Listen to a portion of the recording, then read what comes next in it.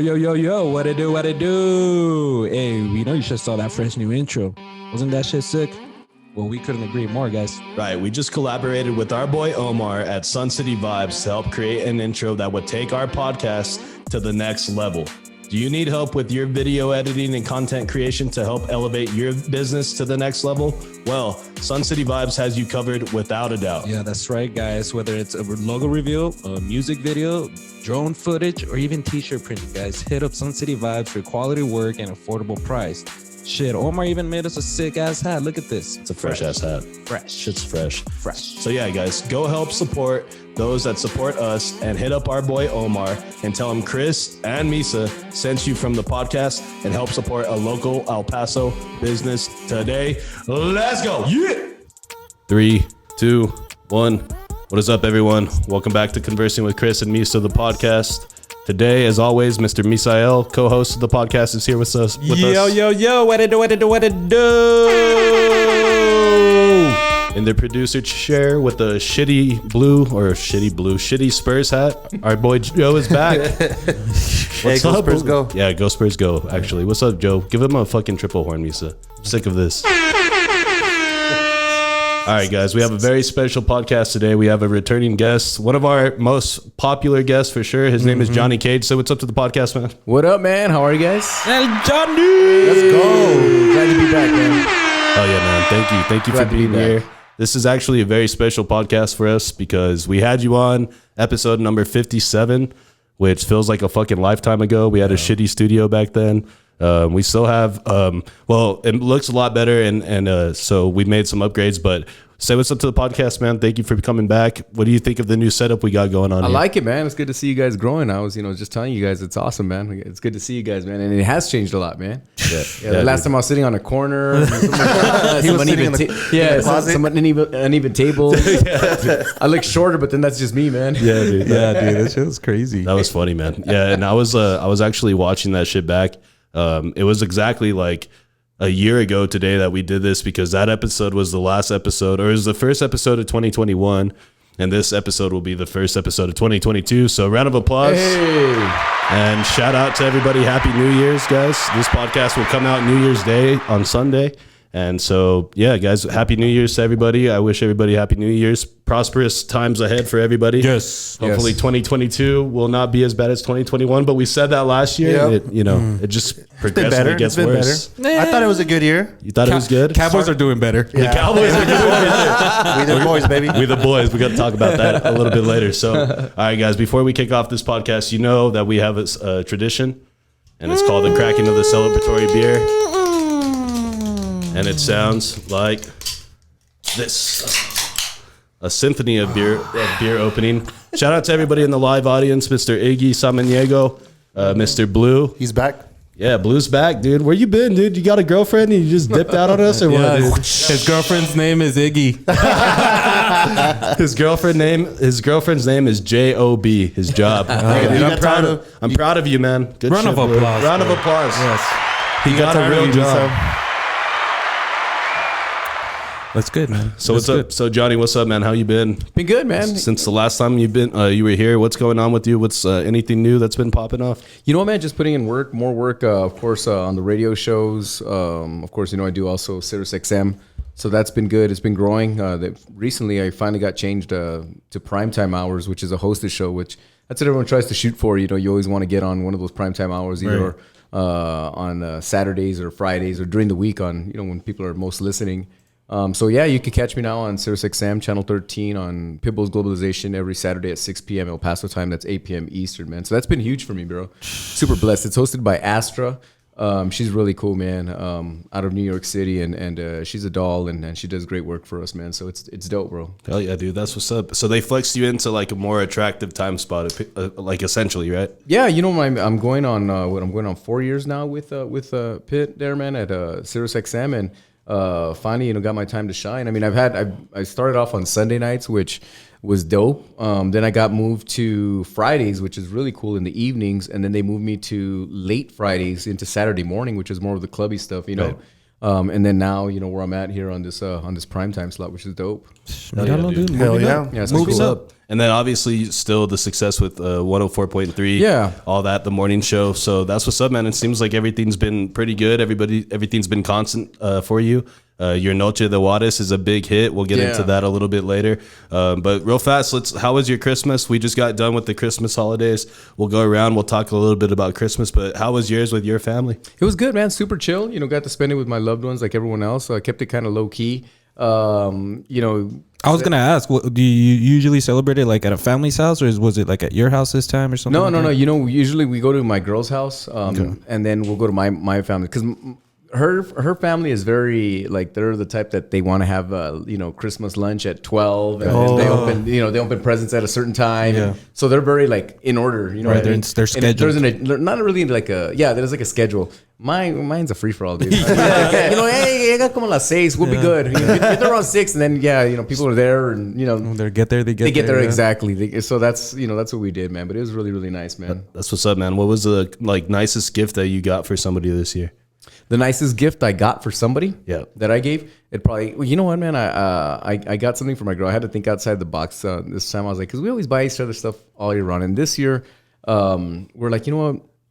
We got some pretty big expenses that we're planning on some big stuff for this coming year, 2022, with God's help.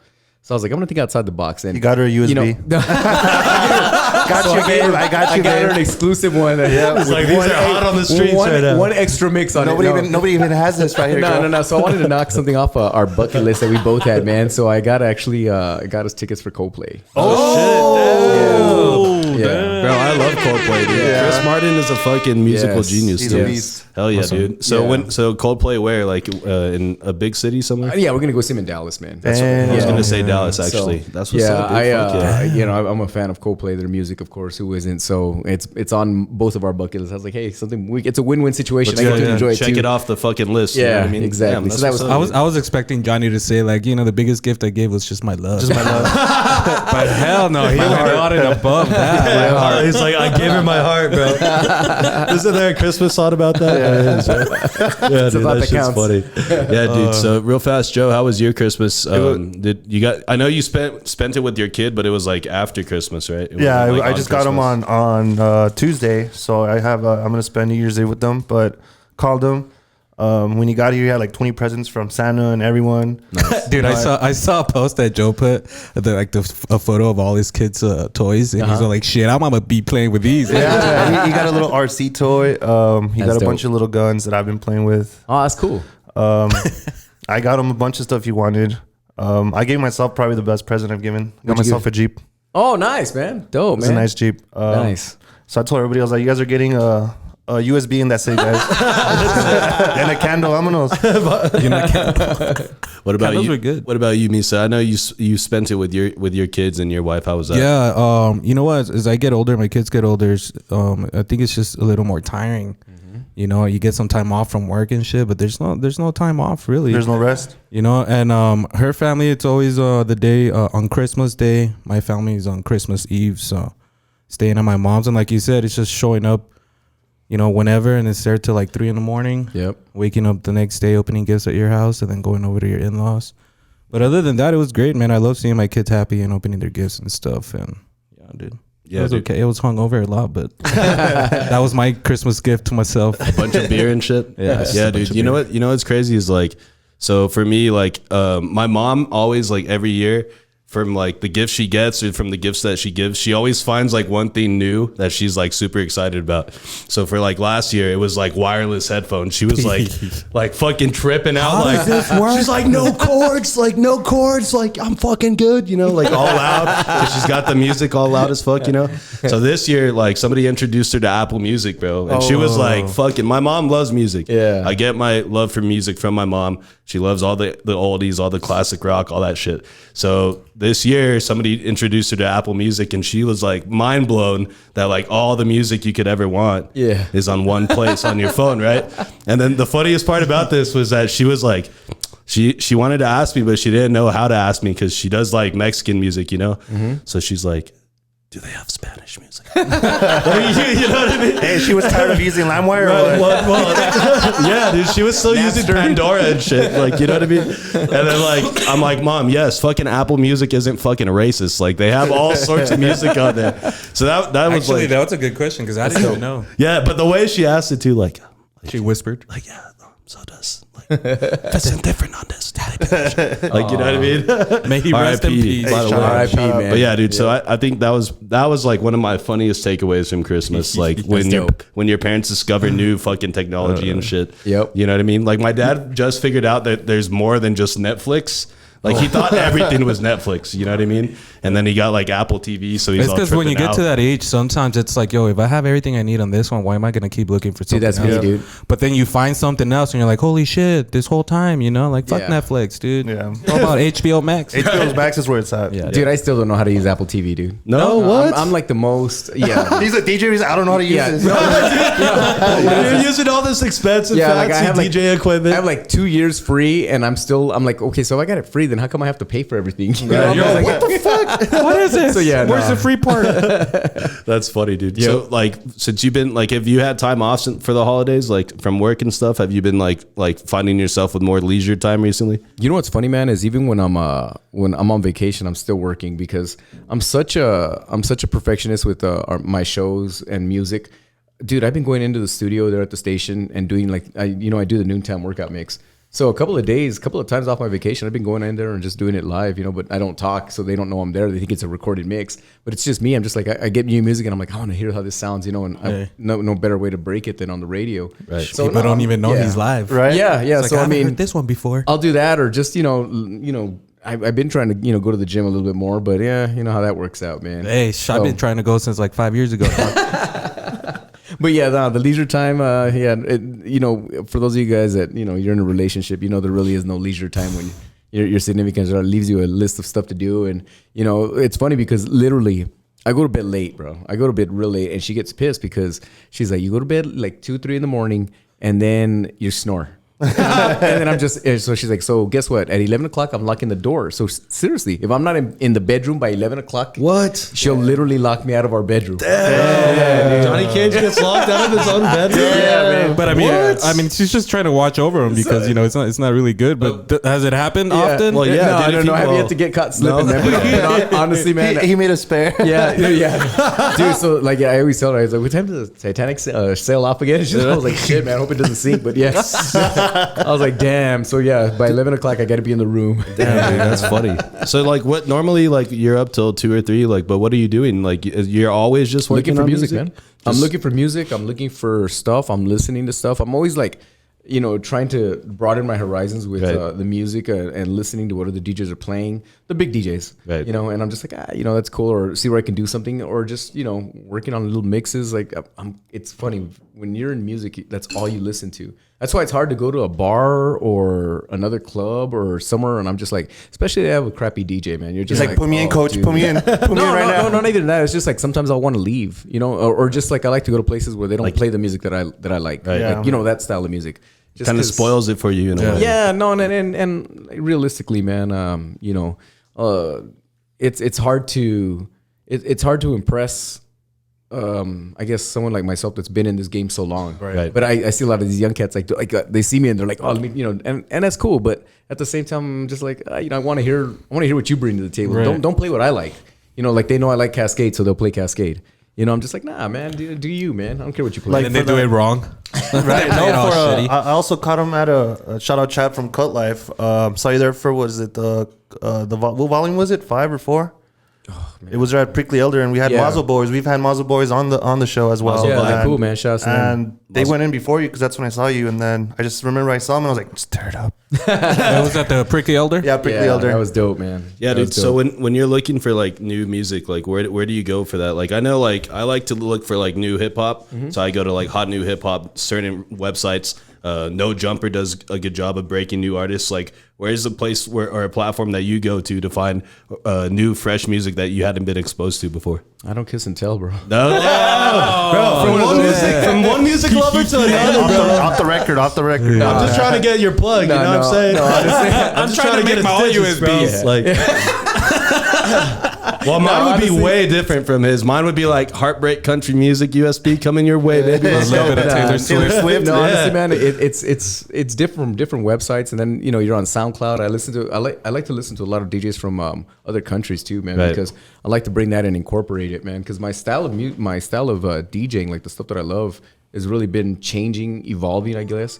It seems like nowadays everyone's a house DJ, which I know all the fakes, but Expose them. no, but honestly, it's just opening your mind to different styles. Not really, I don't want to say genres, but just like different styles of the interpretation of like their dance music or electronic music, which is cool, So, I mean, SoundCloud does a lot, man. And believe it or not, I like going on YouTube a lot and looking at other DJs, man. Because some of them are really, really dope, man. And they play some good stuff. Yeah, I can definitely see you because I do the same thing, like in a YouTube trance for like 5 hours at a time. Yeah. You know what I mean? Just like falling into a fucking wormhole on YouTube. I start like doing that, but then I always end up like a cat drinking something. I like looking at like if I'm on YouTube, I like looking at my old my favorite DJ forever is gonna be DJ AM. That's always been that's like my idol. Rest in peace. And I'll look at old videos. Dude, I literally will sit there for hours and go through old videos of his from like 2007, 2006.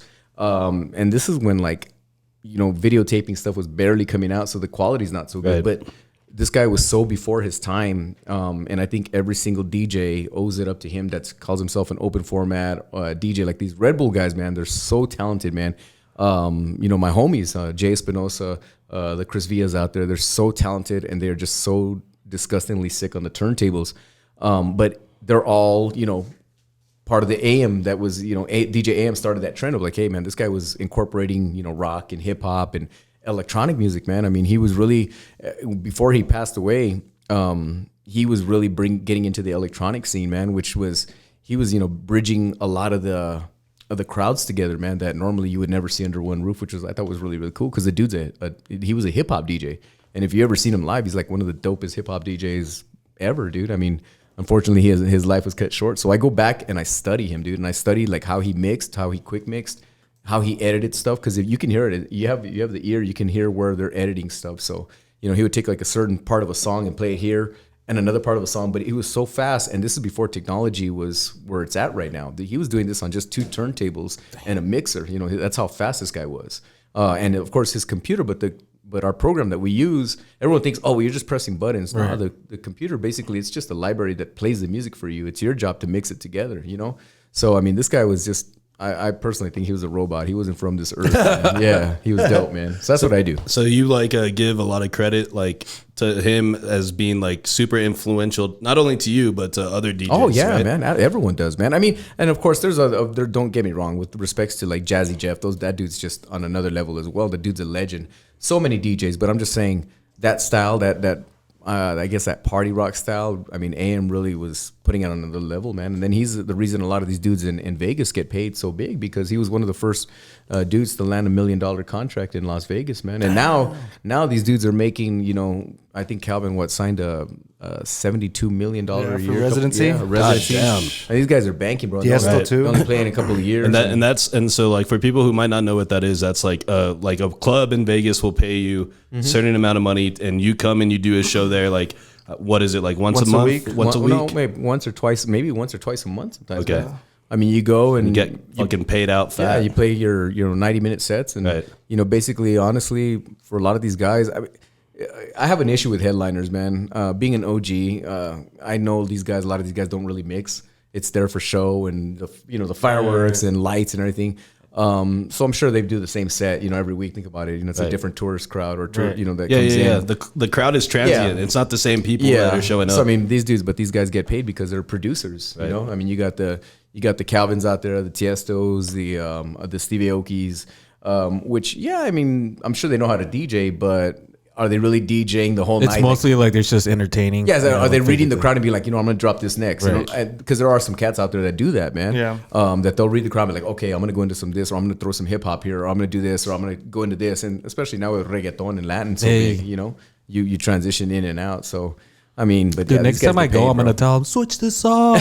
Play something good. Yeah, play You'd something be surprised, bro. I mean, these dudes are Right now, I mean, the Latin music has such an influence on all levels, you know, all over the world, man. I mean, I never thought I'd hear Tiesto playing, you know, Latin tracks, man, Right. or even Cascade playing Latin tracks. I was like, what the hell? You know, I've heard it, dude. I mean, Well, you've heard I it think all. I think because it's been incorporated into like the nightlife. Oh, yeah, you know what I absolutely. mean. And so like that's like obviously DJs. You're at clubs. You're partying all night long. All that music has become popular with young kids, and young kids are the ones that are driving the nightlife. You know what I mean? Well, the young kids, man, they're, you know, I got to give credit to them, man, because they know their music, bro. They're really ahead of it right now, because of Spotify and because they follow these artists Right. on SoundCloud. It's so They can easy go to on get there. access to music dude. now. So they're the ones telling us, and then they get mad at us on radio because they're like, why aren't you guys doing this? I don't think people know how radio is a lot of politics and a lot of bullshit. Yeah, radio's It really is. like It really is. like you're playing what the label's allowing you to play. Well, Really, you're playing or what they're what a pushing, music you know what I director. mean? You play what a music director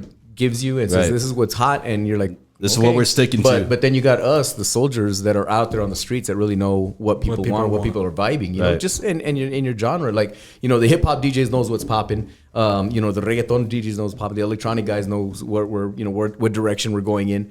And you know, the game's always changing. You know, you either you know, go with it or you get left behind. Yeah, you get left in the dust and shit. Yeah, that's true.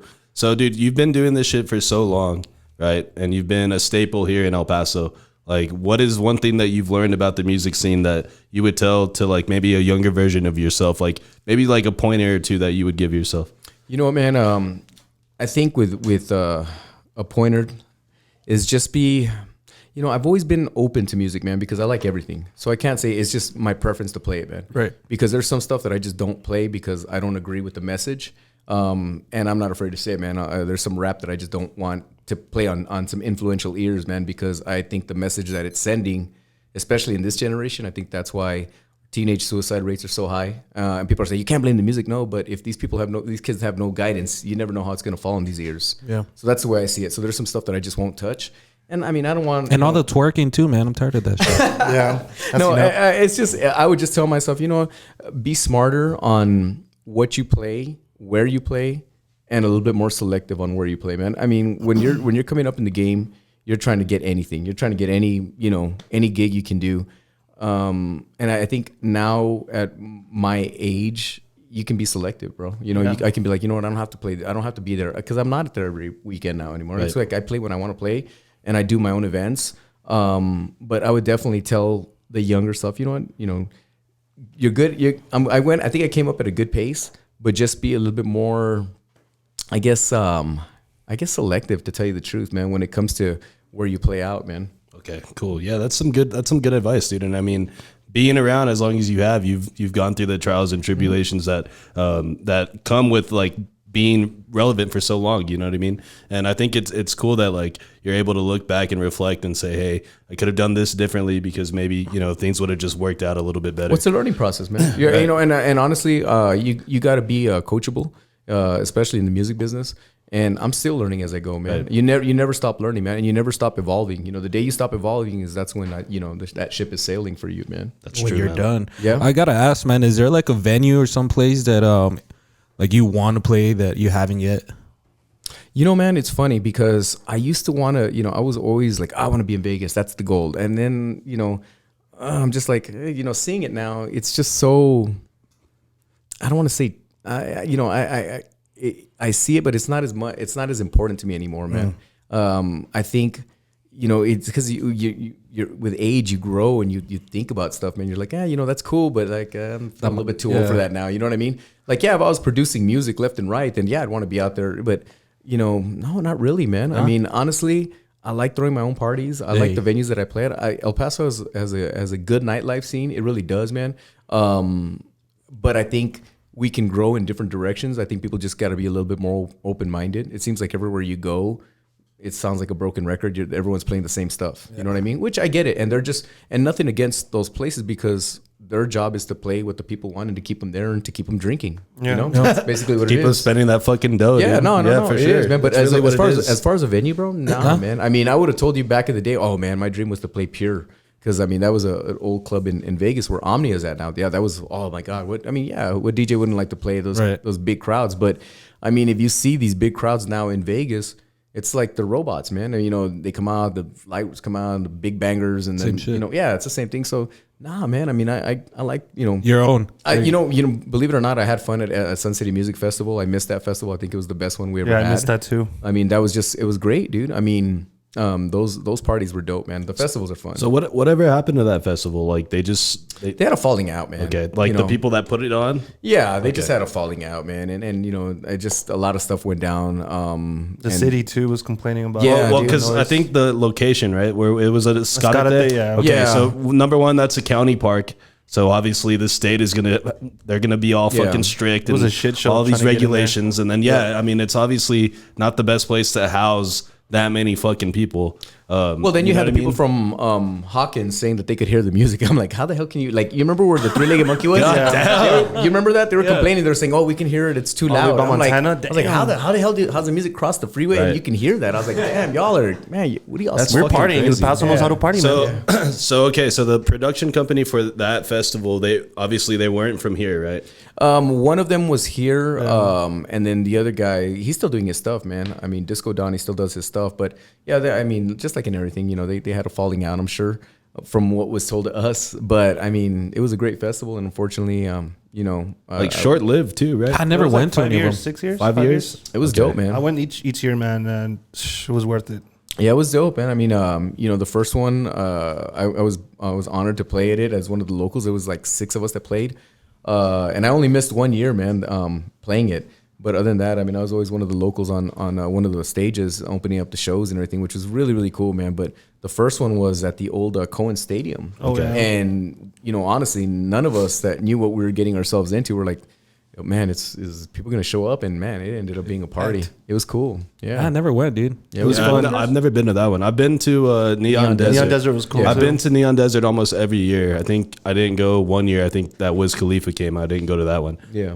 But the thing I would notice about the other one, what is it called? The Sun City Music Festival. Is that one felt more like of a fucking all out fucking party. You know what I mean? Yeah. Like it was a fucking rave, dude. Like you went there, like, and you would see by the people's outfits, like the way they would dress, like they were there to fucking take some It was like a ecstasy mini and party, EDC, bro. man. Yeah, It was like dude. mini- And like titty tassels and shit. yeah, dude, for sure. And that's why like Neon Desert was more like, all right, like we're downtown El Paso. Let's, we're gonna fucking drink and party, but like nobody was really like super dressed up in like EDC style clothes, costumes and shit, which comes with like a real festival. You know what I mean? Neon's cool though, man, because it brings different genres together. Yeah, right? dude. Dude, I never thought I'd be downtown El Paso fucking singing J. Cole with like a group, like with a fuckload of people and everybody's fucking turned, dude. Like it was fucking beautiful. You know what I mean? And like that's some shit you'll never forget. You know? Yeah, no, and some great groups have come through there, man. Yeah, dude, for sure. And so like when you think about like other DJs in El Paso, I know like I want to make a comparison, like you know how like fucking Lil Wayne found Drake, brought him into Young Money, fucking, and then Drake obviously like did his thing and you know went to another level. Like, do you ever consider like maybe like mentoring like a younger DJ or like kind of breaking somebody like that in a way? You know, man. Honestly, like I've helped out a lot of the homies that some homies that are still on the radio with me, man. I was the one that introduced them to like this is what the radio, and this is the person you need to get to. So yeah, no, I mean, I'm always down to help out the young ones. I've had some young cats ask me, "Hey man, let's do a show together," and I'm just like, yeah. I'm at a very different point in my DJ career, my life, where I got to be very selective, man. Right. Especially like I mean, I had my time and fun, but I mean, I'm not going to be on, for example, I'm not going to be playing on Cincinnati, especially to a crowd that I know that I don't appeal to, and they don't appeal to me, honestly, man, because it's a different style of music that I play. Yeah. So I mean, and nothing against them, because that's the genre of music that's in right now. Right. So I mean, it just wouldn't make sense. You know what I mean? But as far as like helping out the young ones, I'm always giving advice to these young cats, man. They'll reach out to me and they're like, "Hey, man, how did you do it? I'm thinking about throwing in the towel. What am I doing wrong? How much should I charge?" That's the biggest thing that I tell them, man, in the beginning, you're not going to make nothing of money, man. Right. Especially, if you're thinking, oh, I'm going to live off this. I've told everyone, even my brother, it's a dead end. I was like, if you don't have a backup plan, you're going to be screwed at the end of this, man. And that goes for bartenders and anyone in the nightlife, because the only one that's getting rich is the bar owner. Yep. And even at that, it's not even getting rich. That's the only one you're making money for. Right. So until you wisen up and realize that, I mean, you're gonna be stuck in a circle. Some good words of advice, man. I was just about to be like, dude, you're making me want to be a DJ right now. Right? Are you writing this down, Joe? Yeah. No, don't get me wrong. If you have your 9 to 5 and then this is a hobby and this is side money, it's perfect. Right. Just like bartending, it should be because eventually all good things come to an end, man. Bars can close. It can be something that happens that just unexpectedly, especially in this city, the way things have been. Yeah, dude. Like you've seen so many bars lose their liquor license because of a fight that turns into a shooting outside. It's been bad lately, bro. Yeah. It's sad. It's sad the way it's been lately. I don't know why. A lot of fear. I just think you mix alcohol and testosterone and dude. And that crazy music that they're listening to now. Man. I don't know what it is. I think we know what it is. It's Gang banging? It's too many people getting too drunk with fucking weapons that they shouldn't have, and That's then true. And then they start arguing over a girl, and what could be just a regular argument, maybe it ends up in a little fight, turns into a fucking homicide in the parking lot. And honestly, man, sadly, it's the truth, and it screws the venue up, and it also stereotypes a certain crowd. Yeah, it leaves a bad taints rep. the scene. Like, oh, dude, don't go to that bar because they're always doing drugs and they're always Some fucking guy getting died in the fights. restroom there. You know what I mean? Yeah, No, and you get that, man. and then El Paso, like being the fucking safe city that we are, because we are safe. Like once a place starts catching heat, dude, the police are like, watch this spot. Like we're gonna fucking get these guys. We're gonna send TABC in there. We want to know what the fuck is going on. Hey, I mean, I think since he's bad with cops, dude, I've kind of tried to stay away from it as much as I can. But every time I go, there's like, try away. But every weekend that I'm there, it's fucking terrible. No, but I go there like once, like every 3 months, 4 months. Fucking joke. But honestly, man, like it's. shit. There's always going to be fights at bars, man. Whether and there's fights. But just lately, it's been a lot of shootings, man. And I mean, it's sad. I mean, because homies are losing their life. I mean, people that should still be with us over some sense. I'm like, man, can you just stop and think at that moment? This is going to change my life. This is going to change your life. If you pull out a gun and shoot someone over just because they looked at your girl, some girl kissed some other guy. Yeah, no, or just you bump someone, Right. And I mean, it's dude, it's scary, bro. Dude, your life is literally like changing from that point to you're gonna be locked up in a correctional facility. And then not only that, I mean, you're taking someone else's life, someone's loved one, Right, someone's a dad. a dad, a son, a brother, a loved one, a husband. And I think these people aren't thinking it over, bro. And it sucks, man. It sucks. But that's the only difference that I see, because we've always had fights in the clubs, man. I mean, from the Juarez days, back then we used to duke it out, though, man. There weren't fools pulling out weapons, and now it's like, damn, it's like the Wild Wild West. Yeah, man. dude, people fucking roll around with fucking ARs and shit, like It's in scary, their car. bro. You know what I mean? It's like scary. they're not like the last thing they're thinking is let's get in a fist fight. They're like, I got this shit in case somebody fucks with me. Yeah. You know And what I mean, now it's more like, because now there's that law where if you're 21 and older, you could, open carry, right? Strap it up, baby. Yep. Stay strapped or get Texas. Yeah, stay strapped or get clapped. No, it's true, man. It's changed a lot, man. I mean, it's scary, and honestly, man, that's the reason that old guys like me, we just do happy hour and we go home, man. Seriously, So I'm in bed by 9. no, I'm serious, man. 11, the latest. And even when I play, man, I mean, if you guys know, I'll do like happy hour, and then at nights I say no, I leave before the gremlins come in. Yeah. And that's I take off, bro. Honestly, I like doing happy hour, and I'm home by 9. I He can locks watch up the his news. door like the purge is about to happen. Not like- today, Satan. Nothing good happens after 11. That's me, man. Yeah, dude. Well, I mean, dude. I mean, it comes with the age and maturity and like just being aware and growing up. Really, you know what I mean? Like nobody wants to be doing the same shit they were doing when they were 18, like their whole life. You know what I'm saying? And there's nothing wrong to go out and have drinks. I always tell people, oh, it's because, that's another thing, man. You get people like, oh, people are too old. You make yourself old, man. Yeah. I'm always going to be a kid at heart. That's just the life I choose, man. I'm not there to judge anyone. Hey, you know what? I like to go out, have fun. I like to listen to this music. I like this. Just because I'm getting older doesn't mean I'm going to be listening to Paquita del Barrio. Don't get me wrong. I love Paquita. I'm not going to be like, but I'm at the same time, I also know my role, man. I know, hey, it's time to go home now. Let the young kids have their fun now. Yeah. That's just the way I see it, man. Yeah, dude. So you were talking to Misa and you told him that you were actually going to do the fucking Sun Bowl pregame party or what is it? The fan pregame party. Fan fiesta? Tony the Tiger. Tony the Tiger. Let me pull it up on the screen. Yeah. Tony the Tiger Sun Bowl, which there's the Sun Bowl, dude. I don't even know how they fucking managed to pull this off. I know. I'm glad they did, though. Anybody want to play at the Sun Bowl? Well, no. know, So man. I think what happened, in case for everybody that doesn't know, is not familiar, the Sun Bowl goes down on New Year's Eve, usually at noon. This year it's at 10 a.m. and it's at the Sun Bowl. This is It's at UTEP at the Sun Bowl. This is one of the longest fucking standing bowl games in the country. It's the second longest. Like the second longest. They've been playing this shit every year for 80 fucking years. 88, dude. man. 88 years. And so obviously they had some problems with COVID, as everybody is. They had originally selected the University of Miami, the Hurricanes, to come play Washington State. COVID issues forced them out. And at the last minute, they had to grab Central Michigan. But Central Michigan was also in a bowl in Arizona that got canceled, the Jimmy Fallon Bowl. He's got his own fucking bowl. I didn't know that. Yeah. So they were playing in Arizona, the Jimmy Fallon Bowl. That one got shut down because of COVID, and these guys needed a game to go to. So logistically, how they made that shit work in so little time is pretty I thought it was amazing. gonna get canceled, to be honest. I think it just fell out perfectly. Shout outs to them, man, because they made it happen.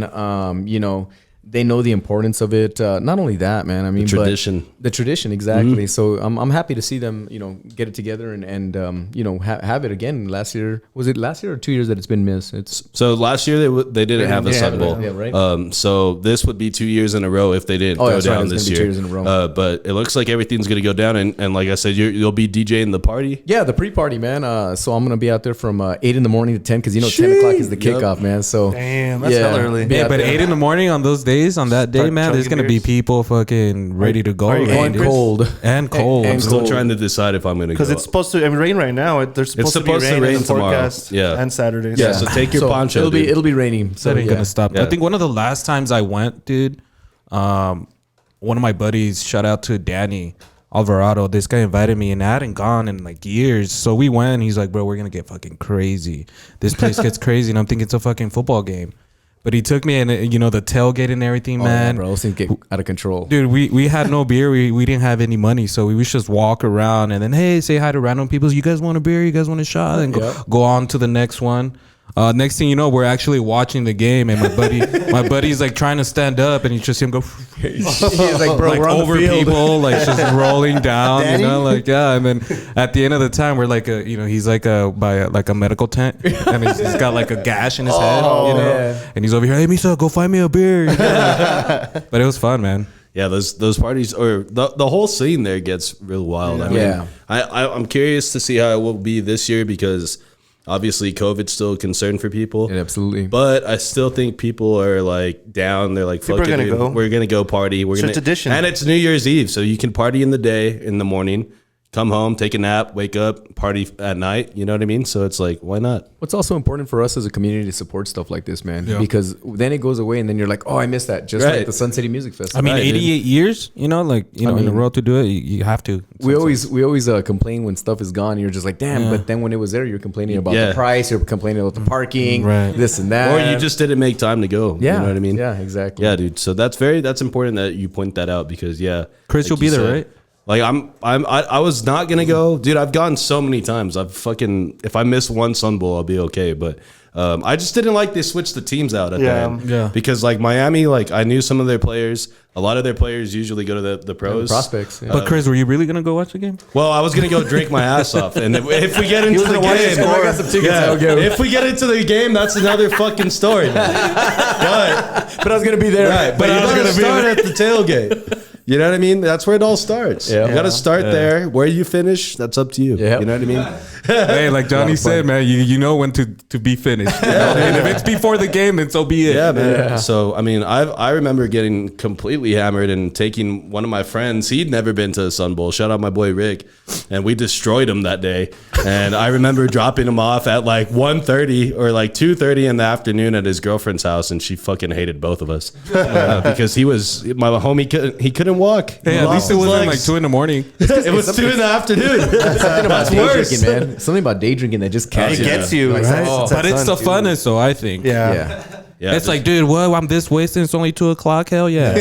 yeah, dude. There is something about day drinking that everybody likes it. Even Absolutely. like older people, they love that shit. Yeah. You see fucking like people go for mimosas 8 a.m. They're like, we're 3 bottles deep, Becky. I'd be at 11 in the morning texting like, where you at? What are you doing? Are you up? And it's like, dude, it's like not even noon yet. I've always wished we could have that, man, because honestly, like, yeah, people will drink early, like, for stuff like this. Right. But you go to other cities, you go to like Scottsdale and even Cali, they have brunches, and brunch to me is like, hey, you want to go, the proper time. Right. Here, people don't start heading out till like 4 or 5 in the afternoon. Yeah. So you're just like, damn, bro. Like, Well, it's because, dude, we got to go to church. Dude. I got to go to mass. I got to go to the English at 10 and Spanish with my abuelita at 12. They're hungover. They're trying to find a babysitter. Yeah, dude, we're fucking sleeping off the night before, man. Yeah, you know what I'm for saying? But yeah, that's funny. Yeah, I've never actually been to a proper brunch. Like, I'm gonna take you. I've never had like mimosas with like pancakes and like It's It's actually fun, man. fire. It's You know what I fire. mean? They have a really good brunch. Well, Scottsdale has some really cool brunches, man. So does Dallas. But one of my favorites, I'm actually going to be going in a couple of weeks, is in Vegas at Lavo, man. Dude, we had to get reservations for the table, right? To eat, not because you want to get a table to party. It's like $7,000. Damn! Yeah, bro. Jesus. They're charging that like at 10 in the morning for breakfast. Yes. No. To party, like to party. No, so He's like, I got my little shooters. You literally. We were there. We went for a brunch. The brunch that we go to, the Lavo brunch. We were there for Eb's birthday, my girl's birthday, a couple of years. So a lot of our friends, we got reservations. We're like, damn, we're going early. This is the first time. This isn't new to us, you know. So we go. We have breakfast. We were there at 8:00. Having breakfast, eggs, everything. It's in a restaurant bar, but it's about to pop off. Then all of a sudden, like about 10:30, 11. All right, we need all the guys. We need all the guys.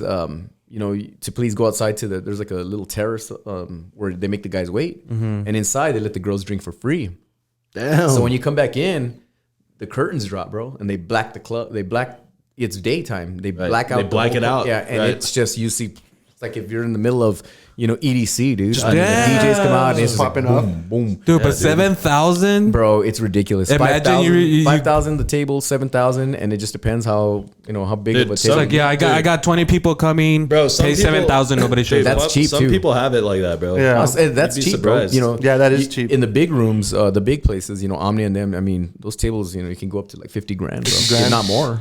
That's Plus, not you still more. got to buy your Right. bottles, which are like, Yeah, that's dude. like grand like each. 2 grand, 3 grand. bro. It's crazy. Yeah, there's some people that see that tab. Fuck that, dude. It's just a They table. laugh. That's all I want is a table. Bro, yeah, some people Take see the that table fucking outside. tab and they're like, a light 75 grand? Let's go home. Yeah. Let's get it. No, it Yeah, is. that's It's true. Those are Yeah, rookie it's numbers. about- Not too bad, huh? Yeah. Yeah, it's a normal night, huh? It's a weak Yeah, number. dude. But yeah, dude. So that's fucking crazy, man. And honestly, like, obviously, like, you can't compare being like in some of those big cities to El Paso because. Well, I just wish we could do it. Right. Though.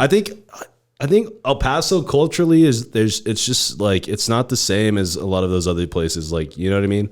A lot of people still like, I don't know. El Paso's weird. Like, people love to party. Well, it's because you don't see it. I mean, I think if you would have something like that here, I think it would pop off. I mean, they used to have a brunch a while back at the old G2. That was a cool brunch, man. And it started off like that. And then parties. as it got bigger, a lot of it started getting more into the hip thing. The young ones started showing it, and then after a while, it just became They a fucking nuisance. ruined it. It was a nuisance. Yeah, It like really the was. block parties where Old Palomino Bar used to Yeah. be. Yeah. Well, they Oh, actually yeah, I those remember started. that, Yeah, dude. the brunches. I would get bottles there. We were cheap, like 120. I was like, let me get 3. I remember watching the Mexico fucking Netherlands World Cup game there, and like, yeah, it was a nice setup, dude. And It was dope. Those are party. Those are fun, bro. But I mean, again, are people going to eat? No, they're going.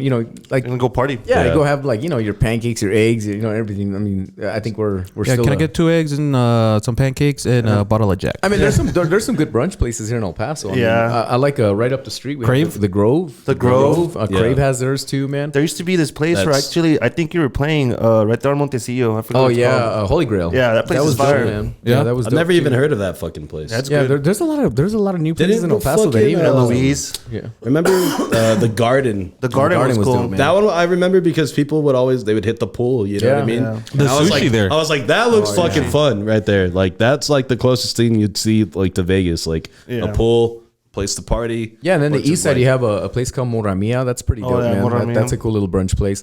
I mean, there's potential. It's just putting the right parts together. Like I said, man, I got to go to church twice on Sundays, man. Sorry. Me and a bunch of all these other Catholics that are out there. You know what I mean? Bunch of sinners. A bunch of sinners. Going straight to hell. All right, guys. So we're coming up on 43 minutes. We're going to take a break. When we come back, The creative team over here at the podcast, we came up with some nicknames for our boy Johnny Kage. We did. So we're gonna let him choose his nickname out of the ones we came up from. We'll talk to him a little bit about his Noche de Juarez, and you were in New Mexico with Pitbull, right? Yeah, I was there, man. Okay, so we'll get into that. We'll also hit some trending local and national topics. But yeah, guys, we'll take this break and we'll be right back. Make sure you're following us on Facebook, like us on Instagram, subscribe to our YouTube. Tell them where they can follow you, Johnny. You can follow me on Instagram at KAGE915, man, or of course on Facebook for Johnny Kage. You heard the man. Go follow him. We're going to take this break, guys. We will be right back. Try to replace me, but bitch, I'm one of a kind. You know, I be speed racing up on the highway 95. Look, I don't give a fuck why these niggas hating on me. Oh, wait, because I got your bitch tripping on me. She said my love promethazine got her leaning on me. Spanish mommy with that accent, bet she call me Poppy. Okay, yeah, she be hitting my phone like when she... All right, guys, we are back from break. Conversing with Chris and Misa, the podcast, episode 100 and motherfucking 8 in this motherfucker. And we are joined once again, guys, by our friend, Mr. Johnny Kage. Hey. Just want to thank you for being here again, man. I mean, like I said, it's been a whole year since we talked, but we kind of just picked up right where we left off last time. So that's and at the same time, it's not like I haven't heard from him, dude. I hear him every fucking morning, too. I'm actually the only one that goes and sees him. Yeah, you saw him. Where did you see him last? At Prickly, Rubik's? there at Rubik's. Okay, cool. And Prickly. Yeah, Prickly. Yeah, Joe's our he's our scout. He just goes out there and correspondent. Yeah, I called up Joe and I was like, yo, go look for Johnny Kage. See what he's up Joe to. on the streets. He called me back. He's like, he's at Prickly Elder. And I was like, all right, dude. Yeah, dude. So yeah, like I said, thank you for sliding through, man. We really enjoy having you, and you're just such a cool guy. Like, you're super supportive and so down to earth, man. I'm so glad that you're just very open and like I was saying, the last podcast you did with us has been our top podcast, most views of all time, whatever. Oh, dope, man.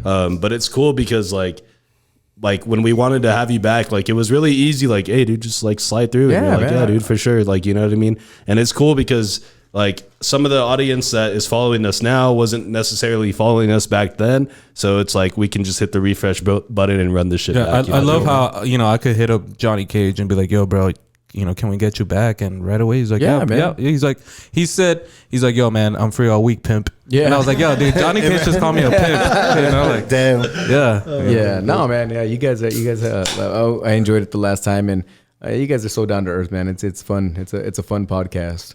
Yeah, dude, thank you for that. And fucking me, so he called you a pimp. You made his year. Yeah, he made his fucking life right there. He's like, yeah, for sure, play. Yeah, and I was like, dude, and he called me a player. Yeah.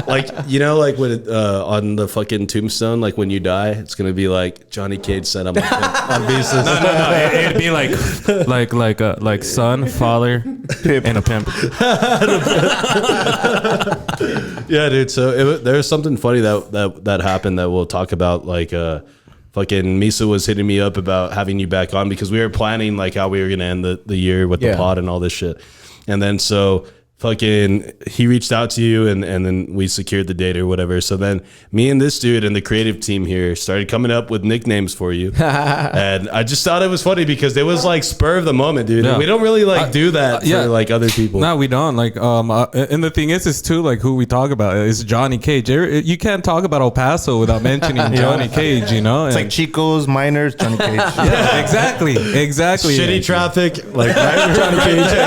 Johnny Kage. It's who are you listening to in that shitty traffic, Johnny Cage? But yeah, dude. Yeah. So what, Joe? Don't flash the nicknames up because all this shit went down in a text thread. Yeah, so, I sent Chris a text and I was like, yo, bro, he's down on this day on this time. It's set. Let's go. And that's when Chris started off with a little nickname, and then we just went off from that. It was nonstop. All right, so what we're gonna do? I have 3 nicknames for Mr. Kage. Misa himself has 3. Okay. So I'm gonna give my first 3. Misa will give his 3, and then we'll just have you decide on which one. Sounds good, man. You want to roll with. Let's go. And hopefully it sticks. Who knows? We might be renaming Johnny Kage today. Some branding here. Some branding. There you go, man. You know what I mean? All right, so should we don't put it on the screen just yet because they're all listed right there. You know what I mean? So maybe we should shoot them back and forth. Actually, yeah. You go with what you put. My first one that I had for you, Mr. Johnny Kage, was, and it's pretty simple, but it's John the Don. Yeah. That's the first text. That's the first one I text I fired got. away. John the That's Don. the first text I got when I told him, yo, dude, he's down for this day. And then he's like, yo, John the Don. And I was all like, yo, that's good. But and then I was like, yo, but Cage is ready to rage. I'm telling you, yo, this is just like one text right after another. There's no like we're not talking about anything else. So then I responded with the Cager rage. Hey, that one's a good one, the Cage of Rage. And I was like, yo, Johnny Cage, the bloody rage. Hey. And the last one I got is Johnny Cage against the machine. And I was like, oh shit, he's putting it into them band names. So I was all like, yo, Johnny Cage, the elephant. Okay. I think we could have kept going, but you know, I have Cage. Yeah, I was at work and shit. So yeah, look, this is literally John the Don. the fucking that shit is literally just one text after another. 11:48 in the morning. Damn. You're not working or what? Well, I was at work. I was like just chilling. I mean, and if then we just- weren't, that list would have been like at least 20 more. yeah, dude, we would have kept going. I had to actually get to work, so they were like, "Yo, get off your fucking phone, loser." I can already tell you which one I like, man. All right, dude. So out of the 6, go ahead. And I the fourth one that I wanted to mention, but we used it as the fucking episode title last time, was the Lower Valley Kid. So I thought that was a cool one, a real genuine one. But out of these 6 that we have here for you, which one would you choose? I like Cage is ready to rage. Hey, Misa's the winner here. Nice. Oh yeah, dude. Yeah, it was funny. Like just the way that shit happened was just so random and as fuck.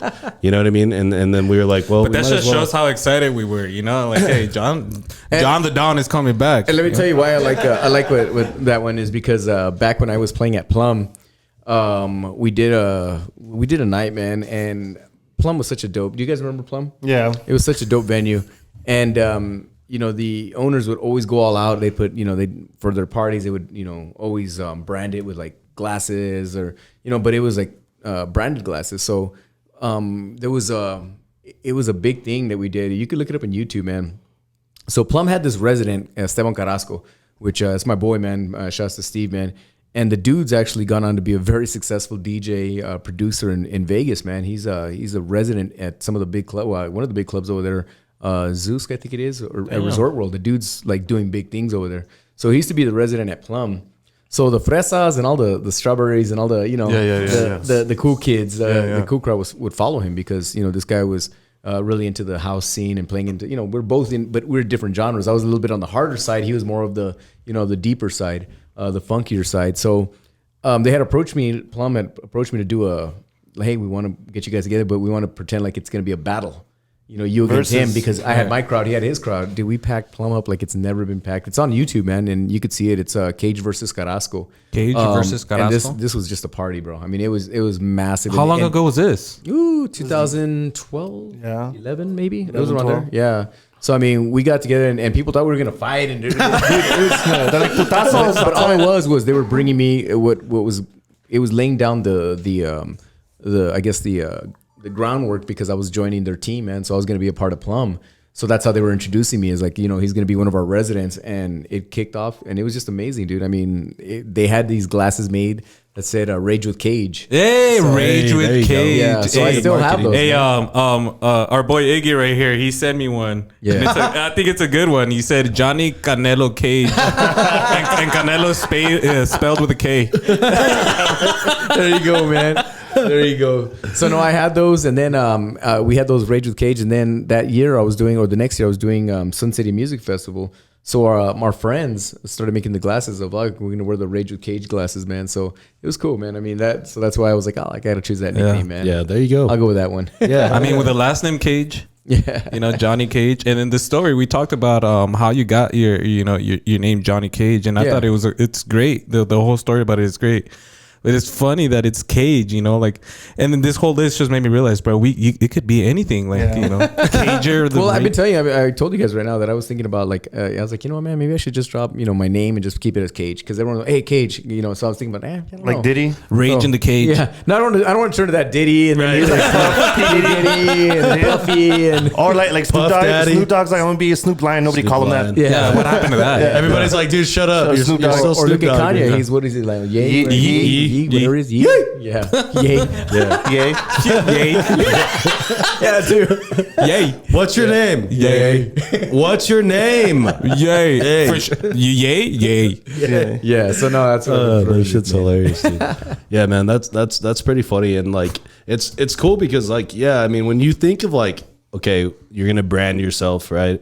Like coming up with like a name or something that sticks is like really like kind of hard, you know what I mean? It really is. And like you don't also want to name yourself something that like 15 years down the line you're gonna be like, what the fuck was I thinking? Yeah. bro? Yeah, like dude. you know what I mean? You want something that's gonna Little like baby. right? Like Be like 85 like years old. I guarantee you, baby. little baby at like 40 is gonna be like, Baby. I'm baby now. Like, you know what I mean? And he can't be the baby. 'cause Little there's grown already man. Little grown man or something. yeah, so he's gonna have to do some branding, like, Yeah. like reform sometime in the future. Yeah. But yeah, dude, that shit's funny. So You know what? Like it just reminds me, kind of like okay, like the Backstreet Boys, like any band name that has the name Boys on there. Yeah. Like, and we talked about this with Mazel Mazel Vibe. Yeah. because they used to call themselves what, like the Mazel Boys. The the Mazel Mazel Boys. Boys, Yeah. you know, and they're like, well, now we're adults. well, they thought about branding. and Yeah, they're like, we're not boys anymore. I still call them Mazel Boys. Yeah, Mazel Boys. Yeah. Shout out to them. Shout out to them. Yeah, Yeah. dude. So Cool dudes, man. One of the things that you had mentioned, and we had mentioned it before we went to break, is you were actually out in Albuquerque, right? With Yeah. Pitbull. What were you guys doing, and like, what was going on with that? Did you see any crimes? No, dude, Albuquerque is no joke. Damn. No, honestly, well, so with Pitt, man, he launched his "I Feel Good" tour, and that was with Iggy Azalea. Oh, nice. So with us as Not you, man. Not those things. damn it. Did you see him? Yeah. He's like, Yeah. like if he was there and shit. Like, Well, dude. actually, he just came from Albuquerque, so Oh, damn, that was it him. might have it's no been him. joke, dude. Okay, so Pitbull, Iggy Azalea, and go on. So what they did was with all the globalization DJs, we all covered different regions. Right. So since he didn't make it to El Paso, he was going to Albuquerque. So my boss hit me up and he's like, "Hey man, we need you to cover Albuquerque." And I was like, "Absolutely, man." He's so like, got hide to your car, hide your wives, hide your kids. No, you know what's funny, man, is I got to go out there and it was just a great concert. It was at the Isleta Amphitheater. Have you done shows out there before? I've actually played out there at one of the old clubs, man. Peep this from his Instagram. Look Yeah, at that. man. Everybody's vibing, Oh, dog. la That was dope, madre. man. Yeah, and that Johnny amphitheater's- Kage. I saw Blink-182 there. Look That's a at big ass that. venue. Everybody's- Holy Yeah, dude, it was shit. it was crazy, bro. So Look at them. They're just like, hey. Damn. and honestly, man, they wanted just we just do party mixes. If you listen to us on Globalization, we play everything. We like to have fun. So, dude, I think that's the one when I was playing. What's it called? I can't even think of the damn song. Chona. Oh Hey, yeah, hey, hey, that everybody's China getting always down. gets down, dude. Dude, I always represent a lot of we all do, man. But I'm always proud to represent my race, man. And Yeah. and it was cool to see everyone dancing, just having a good time. So that's how it happened, man. It was cool. But yeah, you Albuquerque's no joke, man. Respects to Burke. That's what they call it. Yeah, yeah, yeah. Put a Burke, 505. but yeah, it's crazy out there, bro. We stayed in downtown at a nice hotel, and I was scared for my life. He's like, lock the doors, babe. That's where he went wrong. He said downtown Albuquerque. You do not want to be downtown in Albuquerque. Hey, he was scared because she locked him out at 11. He's like, fuck, where am I going to sleep? I'm not in bed. There's some nice airports or nice. There's some nice hotels by the airport in Albuquerque. I suggest just stay there. Bro, Or it's couldn't- just at the airport. We couldn't find no places to eat because everything was from was- the area. Yeah. Well, yeah, Closed New up. Mexico still has like pretty harsh like COVID. He's like, go to restrictions, you know Blake's what I and it's all a bunch of gangbangers outside. He's like, no, it's okay. Dude, We'll no, start. man, it's Albuquerque's no joke, man. Yeah, dude. With respect to Burke, man. And I don't know. I mean, from what I heard, we've talked to a lot of comedians, and Iggy over here is a really good comedian. And a lot of these guys always say a lot of people in Albuquerque just hate anybody that represents El Paso or anything Yeah. El Paso, you know. And did you notice any of that, man? Like, No, man, they showed me a lot of love, bro. They showed me a lot of love. I think it's because you treat people with respect. I mean, obviously it's different, but no, you hear man. that, Iggy? Nah, Don't make fun of him, doggy. I mean, nah, you know what? I didn't catch any of that, bro. I mean, it was for the most part, it was just a party, bro. I mean, Pitt's such a great entertainer. Shout outs to Pitbull and the globalization team and Iggy. I mean, she lit it up, bro. But Pitbull and Iggy, I know y'all are watching. Shout out to you Shout out guys. to him. I'll tag him. Yes. But he's so influential, man. What I like, I used to, I really had an issue back in the day with a lot of stuff, man, as far as music. And then I got to understand the music industry and how it worked. Well, what kind of issues are you talking about? No, I'm just saying like there was certain stuff that I was like I didn't agree with certain artists jumping on tracks and whatnot. Oh, okay, I see. And honestly, like with him and hearing how inspirational he is and how motivational he is, dude. When he talks to his crowd, he talks to his people, and he shows a lot of love to people. And he tells you, hey, you know, it happened to me. I'm an immigrant. My family came here from Cuba. We did this, and you know, you can do it too. So he's inspiring people, and I'm all about that, man. He's about uplifting. So I'm all for that, man. And I'm happy to be a part of his team. It was so cool just to see the electricity that he brings in his shows because, dude, when he says he's global, he really is, bro. Because I saw white folks singing Spanish, I saw black folks singing Spanish, I saw people just dancing. It's not about color, you know, because music has no, you know, it has no boundaries. Yeah, exactly. It has no, to me, it has no color, it has no gender. Everyone loves music, man. It brings us all together. So seeing him do that with so many different ethnicities and walks of life was just amazing. It's Mr. Worldwide right there, baby. Mr. Worldwide. 505. Hey, before we continue, I have a few questions, Mr. Cage the Rage right here.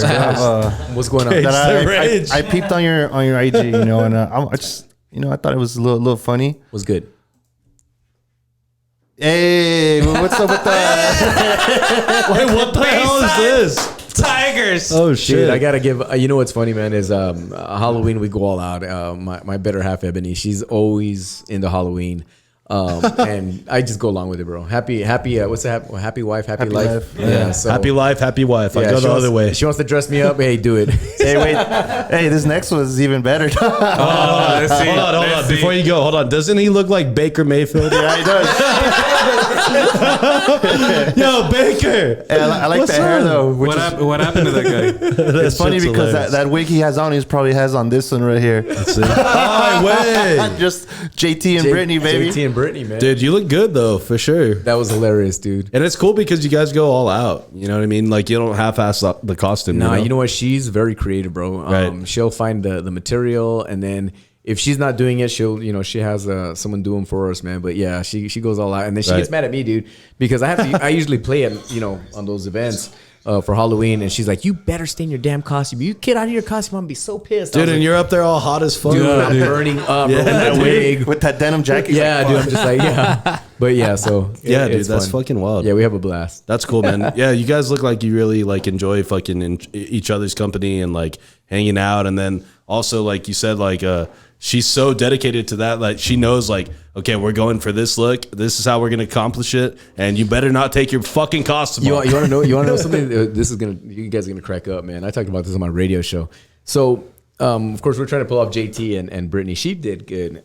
Me, I was like, okay. So she's like, we're looking at it last minute. We're getting ready. I forgot I had to go play. I was playing at where the hell was I playing at? I think I was playing at Touch Bar, and she's like, okay, so. She's looking at the picture. She's like, "Oh my god, babe!" And we're in her. Well, I'll never forget. We're in her her little her room, in her vanity room. And she's like, she looks at me. She's like, "Johnny, we La gente está muy no, loca." yeah, that too. She's like, "We messed up." I'm like, "Why?" She's like, "His ears are pierced."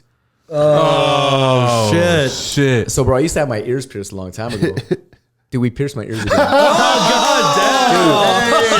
God damn! That's commitment. Happy wife, happy life, Dude, right she's there. like, hey, hold on. And then she gets these studs, and she's like, "Oh, are you ready?" I was like, She's like, it's gonna hurt, but don't she's be like, a "Nah." pussy. She's like, Hey, it's funny because Damn. Wait, there they are. Yeah, that's true. You can see those big ass earrings. Dude, and I'm like, damn. I was like, should I keep them in? She's like, no, you're too old for that. Just for that, you're like, what? You just made holes in my ear. Dude. So I was like, dude, I used to have that. And I had I had a Libre as well, dude. But shit. yeah, man. So she pierced my ears again for that night, dude. Literally before, like, about 10 minutes we were about to head out. She's like, oh my god, come here. I was like, oh shit. He's all on stage like, fuck. Hey, Chris, did you ever pierce your ears? Nah, dude. No, Joe? No, Iggy?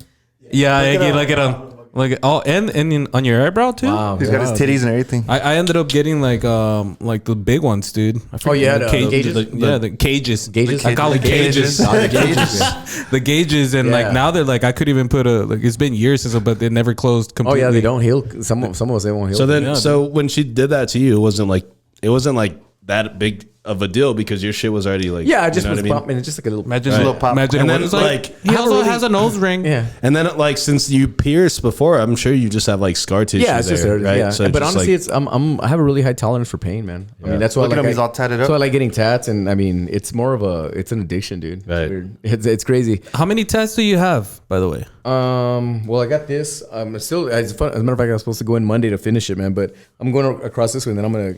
That's a big argument in my house right now because I'm trying to go across my neck, and she's like, "No." And I'm like, "Why?" And she's like, "No." Hey, happy She's wife, like, happy no. life. No, but my mother-in-law is involved in it too, so she's Oh. like, "No." I'm like, shit. I'm like, "Nah." So yeah, I mean, That's- Pretty you much got- what Misa want to know is he's like, just take your shirt off. I was gonna ask. I was like, can we see you? I'm down. I don't have no body ones, man. But that's where I'm headed. I have it, shoulder then you wise. have, like, this And then I have one, it kind of right? like. What was your yeah, first tattoo? First tattoo was I have a cross on my back. man. Hey. Oh, cross Yeah, on I your have a back. cross on my back. Yeah. the whole of your back. Yeah. Is that, No, is that just when like like a little one. crosses Yeah. were like the Yeah. thing to get? Yeah, across the room. And it's funny because it was like a tribal cross. he's like, that's why I'm at the pool parties in Vegas. I don't even take my shirt off. Yeah. Wait, tribers used to have crosses? Is that a thing? Like, Yeah. is it a historical No, thing? tribal used to get that was the cool thing, man. You had a tribal they had the tattoo, tribal man. tattoo, Yeah, yeah. but Yeah. now they look horrible on some of the Yeah. ones, man. Damn. So, and then I had the worst. I know somebody that has a cucaracha on their hand. Bro, Why? I had a couple of Why? them. I don't know. Ask him. He's right there. Man, you led right into that. Sorry, Iggy. Oh, that was great. That No, was you know what, man? fucking great. And then I've had to have cover-ups, of course, man, because being with. That's why I always tell my son, man, because I have a don't put a 17-year-old. girl's name on My there. son's like, no. He's like, yo, Dad, I want to get to. I was like, no, and No, you don't. Slap him. Unfortunately, he doesn't live with me, so he's like, I was like, all right, man, you can do it, but you can learn the hard. He's like, way. I'm paying for You shit. can learn- You can learn the hard. Yeah, exactly. No, so I had a famous. Remember the famous logo? Oh, no. The F? No. Just the F? Dude, I you know had how that. many guys I knew that had that same I had fucking the- I had the tattoo? famous logo, bro. Let And me I pull love it up. because I loved famous, man. I mean, Right. I loved the whole. Ever since the first time I saw Travis Barker on it, I was like, "Oh, that's Dude, that was a vibe back that in was the day. it, dude. That was Yeah. like Ed Hardy, Right. That's So, like, Yeah, there you go. Yeah, you know how like now you'll see like the Supreme? Yep. This was like before that. Like Dude, this was in my like, high school, they used to use that as like somebody would make up a shirt and they use that same F. Oh yeah, Yeah, for Franklin. Can I be honest, guys? When that was popping, I had my homie Ryan Maddox. Shout out Ryan Maddox. He tagged my whole wall, right? My parents were out of town, and I was like, "Fuck yeah!" Like my mom can't tell me shit. My mom's like, "You better paint that shit back white." I was like, "Fuck." Wait, somebody came and tagged tagged your your bedroom house? wall? No, my bedroom. yeah, your bedroom Yeah. wall. That's what I said. And I was And like, your "Fuck mom yeah." said no? Yeah, she's like, "Take that shit off." Yeah, She's no. like, "Eso es del diablo," and I'm like, "What?" yeah, So I had so that, man. I can't fathom why a Mexican mother would not want that on her fucking knows, child's right? Who knows? bedroom wall. It was an F or fail. Yeah, I was like, "No." I was like, "It's for F for Franklin." But if it was a Virgen Guadalupe, she's like, "Oh, keep it there." It's Yeah, great. Yeah, exactly. Yeah. You should have said it. It said F for faith. She's like, "Let me get one in my room too." I remember telling my mom, like, yo, mom, I'm going to get a tattoo. And my mom's like, no, si te vas a rayar, rayate la cola. And I was like, Mom, I can't have your picture in my ass. Like, I'm planning about getting your picture. She's like, no. Oh, not on your ass. No, you know? dude, I literally went to bless. I have one of the best tattoo artists, man. Shouts to Pelon from Notorious Tattoo, man. That's my boy. Shout out. And he was like, "Yo, man." He's like, I was like, "I need to get this dude." And he's like, "I got you, bro." So he just scribbled it out. No, the most amazing thing, the dude's so talented. He's like, I told him what I wanted and the direction I was going in, and then I was like, he's like, "Okay, I'm gonna do this," and then he just basically puts a little print on it, and then the rest is just freehand, bro. And he just does it. I'm just like, holy smokes, this guy's super Hey, talented. but man. now forever, I'm always gonna look at Mr. Cage, and I'm just gonna be like, big ol' F right There there. was an F. You can still see it, man. Yeah. that's where it was, bro. It was right here. And this Pelonga, he's local? Yeah, man. He's a local guy. Yeah. Where can we find this guy? He's got his shop on Loma Land and Vista del Sol, man, right Loma there. Land. Notorious, man. But yeah, Notorious. Yeah, Oh, yeah. he's a dude, man. That dude's a really, really good dude, man. He does all my work, man. So I'll go in there and I'll be like, "Hey, bro, let's do it, man." Right away. He's like, "Yeah." So and then like even like little ones, like I have like my little music sign right here, and then I've been trying to get my when he did my other side of my neck, man. He's like, "Oh, let's do this," and he's the one that gives me ideas. He's like, "Let's go this way," and I was like, "All right, cool." So he's like, "You don't want to do this because it's gonna look like this," and then he's just really He knows good his with- shit, Yeah, yeah. he knows his shit, bro. He's So really which one's the most painful one you got? good. My knuckle, bro. Oh, Yeah, yeah. knuckles are bad. What does bro. it say? Stay true, man. Stay true. And yeah, Pimp shit right there. and honestly, man, it's for That's something this, a pimp will say. well, no, stay true for me. It meant stay true to the game, man, to the music game, man. Yeah. I mean, because there was a lot of times that I wanted to throw in the towel, and I'm so Right. glad I didn't, you know. But honestly, right here on my index finger, I think this is the index finger. If not, The pointer finger. This one. dude, that was some pain, bro. Damn. I've taken a lot of pain, you know, from the forearms but this one was just bad, bro. Bad. I was just like, oh, get it over with, bro. Get it over with. Like, hurry up. Not even the neck. So when he was stay doing my true, neck, it brother. wasn't even Stay bad, man. true. Fuck it. Hurry up. I don't want to stay true Chris, anymore. would you ever get a tattoo, Chris? Nah, dude, I don't like tattoos, honestly. Really? Yeah, Why? I don't like needles, dude. Like, I'm like definitely. And me, I'm afraid. terrified of needles. Yeah. That's my phobia. Like drawing blood. Oh, dude. Yeah, dude. I fainted when they drew my blood, bro. Right. I fainted in a on doctor's donating. office. Imagine before, being too, the yeah. nurse. He's like, I just killed Johnny Cage. No, seriously. One of my sponsors, man. I'm endorsed by El Paso Men's Clinic. And he's like, hey, you need to go get some blood work because we're gonna do testosterone. He's like, you want to get more energy? Yeah, let's do more energy. I was like, hell yeah. I was like, he's like, Sign me up, coach. So of course they have to check your testosterone levels and everything. And I was like, cool. I was doing it for, you know, I wanted to feel like this. First of all, it's the most amazing stuff, man. Yeah. But He's honestly, but yeah, the process. but the you know, when you have to get like 4 or 5 vials of blood out to do all your blood work, bro. dude. Dude, I was literally getting it done at a lab, dude, and I was just like, I feel so bad because the young girl, I'm feeling woozy, man. And it's sad because she's like, I know who you are. Oh my god, you're all tatted. Oh my god, you know, why are you so scared of needles? And I was just like, Like, shut up, girl. Just hurry So, up. dude, he's doing it, and then all of a sudden, I just feel myself leaning forward, and then.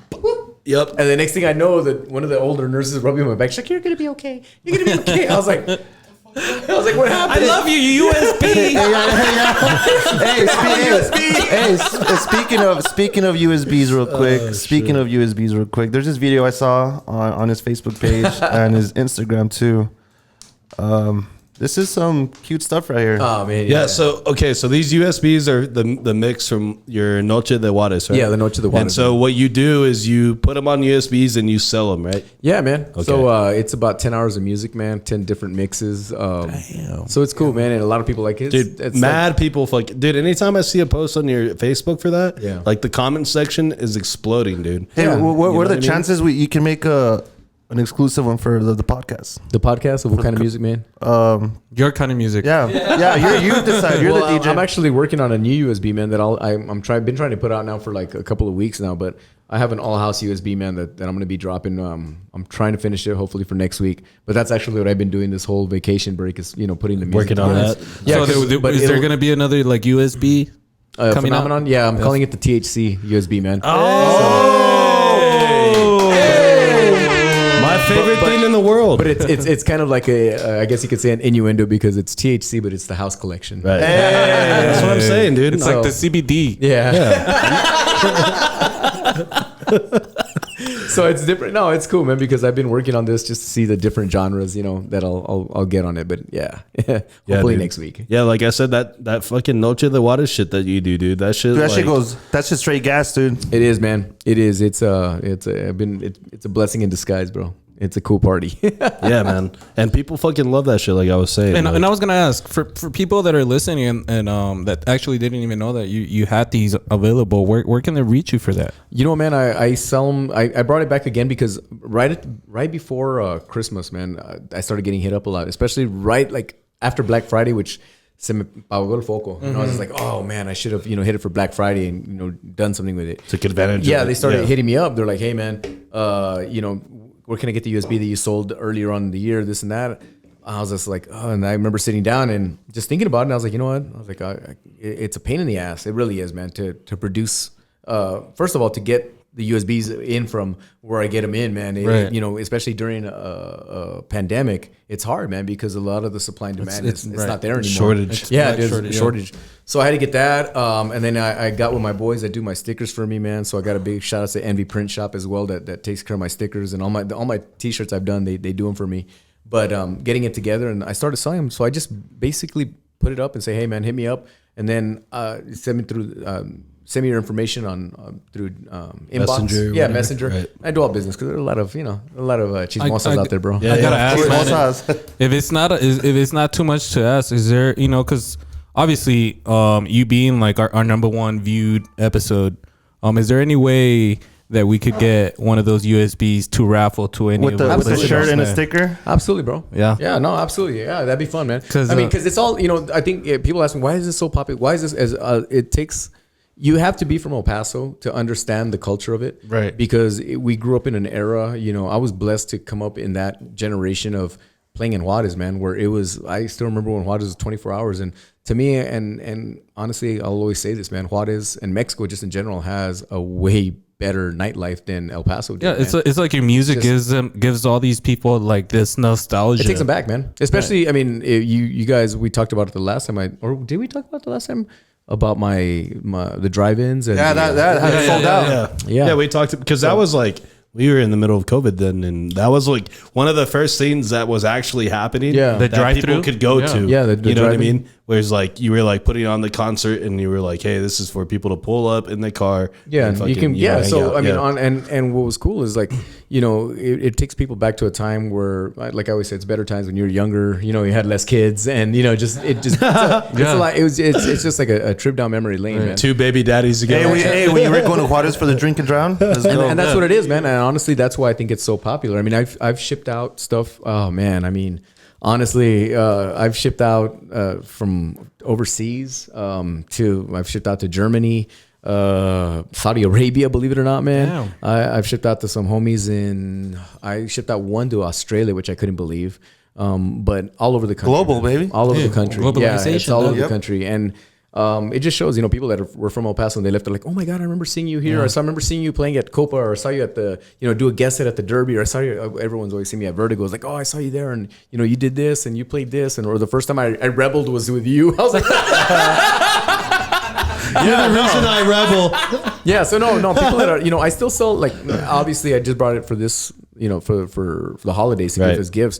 But now, I mean, I just kind of like, it goes back into the vault, man. Yeah. So I'm not selling it anymore. I mean, yeah, I'll sell a few here and there, but as far as it's so time consuming, man. Which Right. I'm A lot not of complaining, logistics, but it dude. is, bro. It's a lot of logistics. It really is, man. Yeah. And then not only that, a lot of people are like, well, I need it tomorrow, and I'm just like, You're like, what the fuck? You live in Massachusetts, Yeah. I gotta ask for the Hey, that's where you tax them. Yeah. Supply and demand. for that the Noche de Juarez event that you had. Would there be another one coming up? Or? Yeah, I got some more coming up, man. Right now I've been doing them at different venues. The last one I had was at Rubik's. It just made sense, man. I like to see where like I think if it makes Kinda sense, it gauge makes it. sense. Yeah, like obviously Rubik's is a old school vibe. You got the vintage arcades and just the whole vibe, and plus they got a really really kick ass staff, man. So shout out Matt. I love that Yeah. place, man. I hadn't gone there in a Rubik's. long time, and our boy Dude, they Chris, revamped it. Chris Molina that came into town, who's also part of our pod, man. Shout out to him. We all met up, and man, I was actually surprised, bro. I was like, yo, dude, this place is dope. Dude, they remodeled it. They added some more stuff, and then they added the Mad Hatter right next door, which is so dope, man. So you can just go back and forth. Then they have an LED dance floor, which is dope. That one's dope. Yeah, dude, that shit was a dope. game Dude, changer. and that's how crazy it was. Like when I pulled up, it must have been around 10 o'clock, dude. And there was a bunch of people that are like, yo, I'm at Rubik's. Hit it up.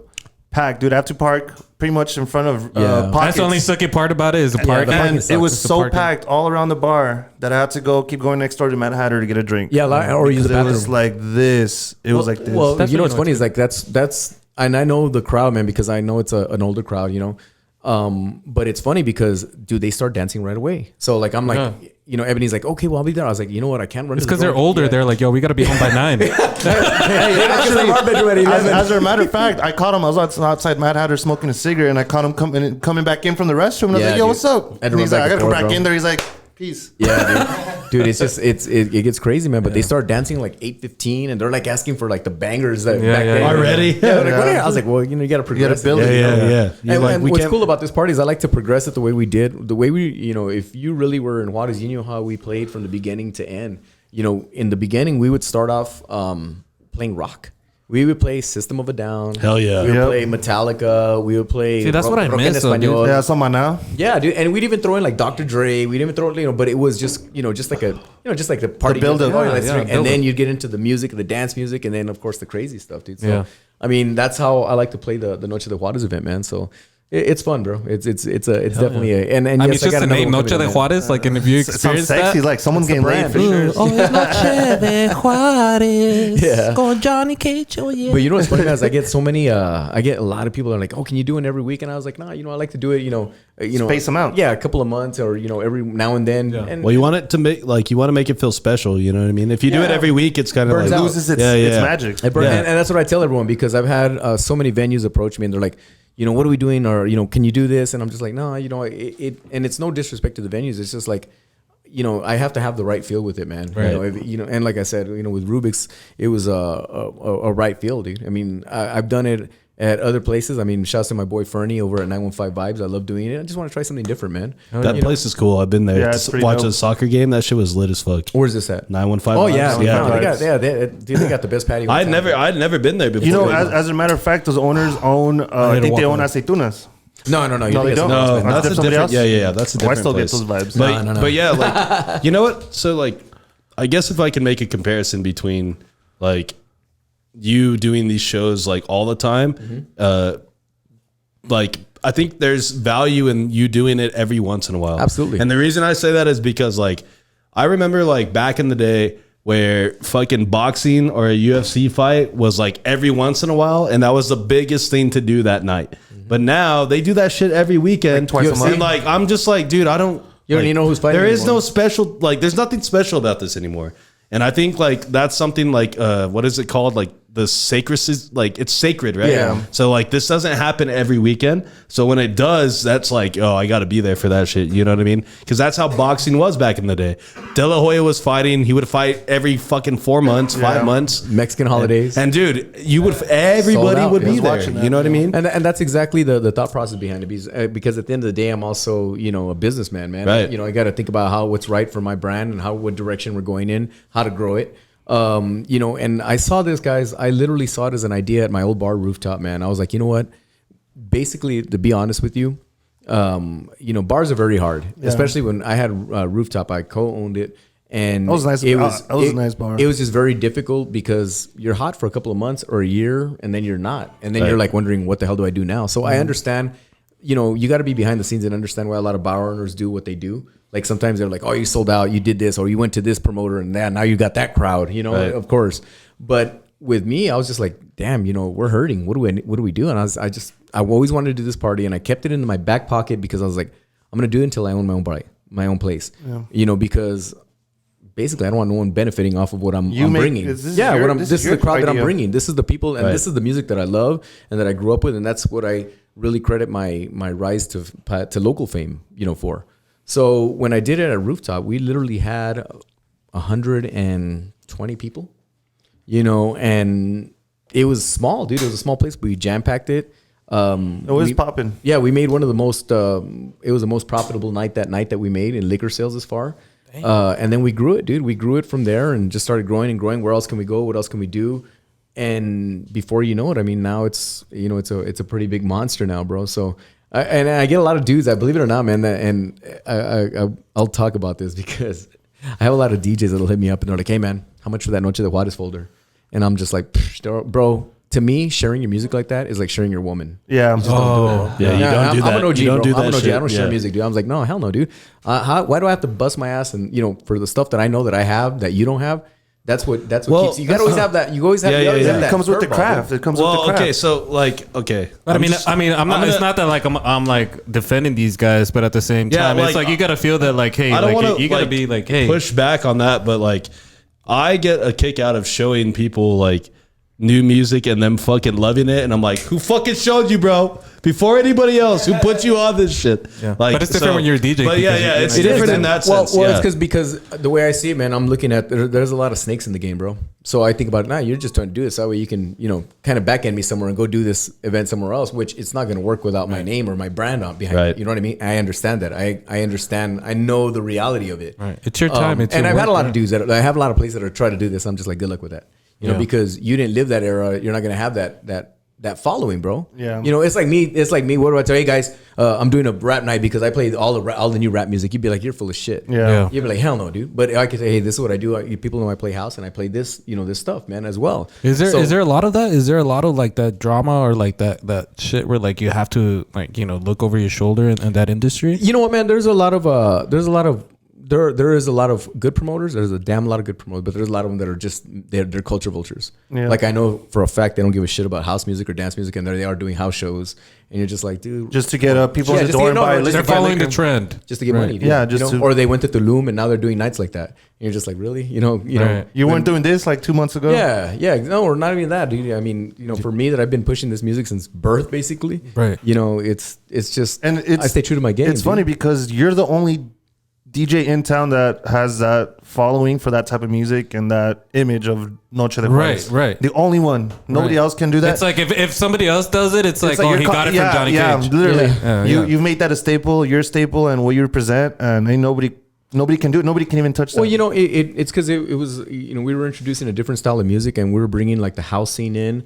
Because house DJs back in the day, I mean, we're just a few of us, bro. I mean, honestly, very, very few, bro. I mean, from what I can honestly tell you, it was probably just me, the homie DJ Rich, the guys from the old BSP crew. These are the guys that were throwing the raves before anyone on the underground scene.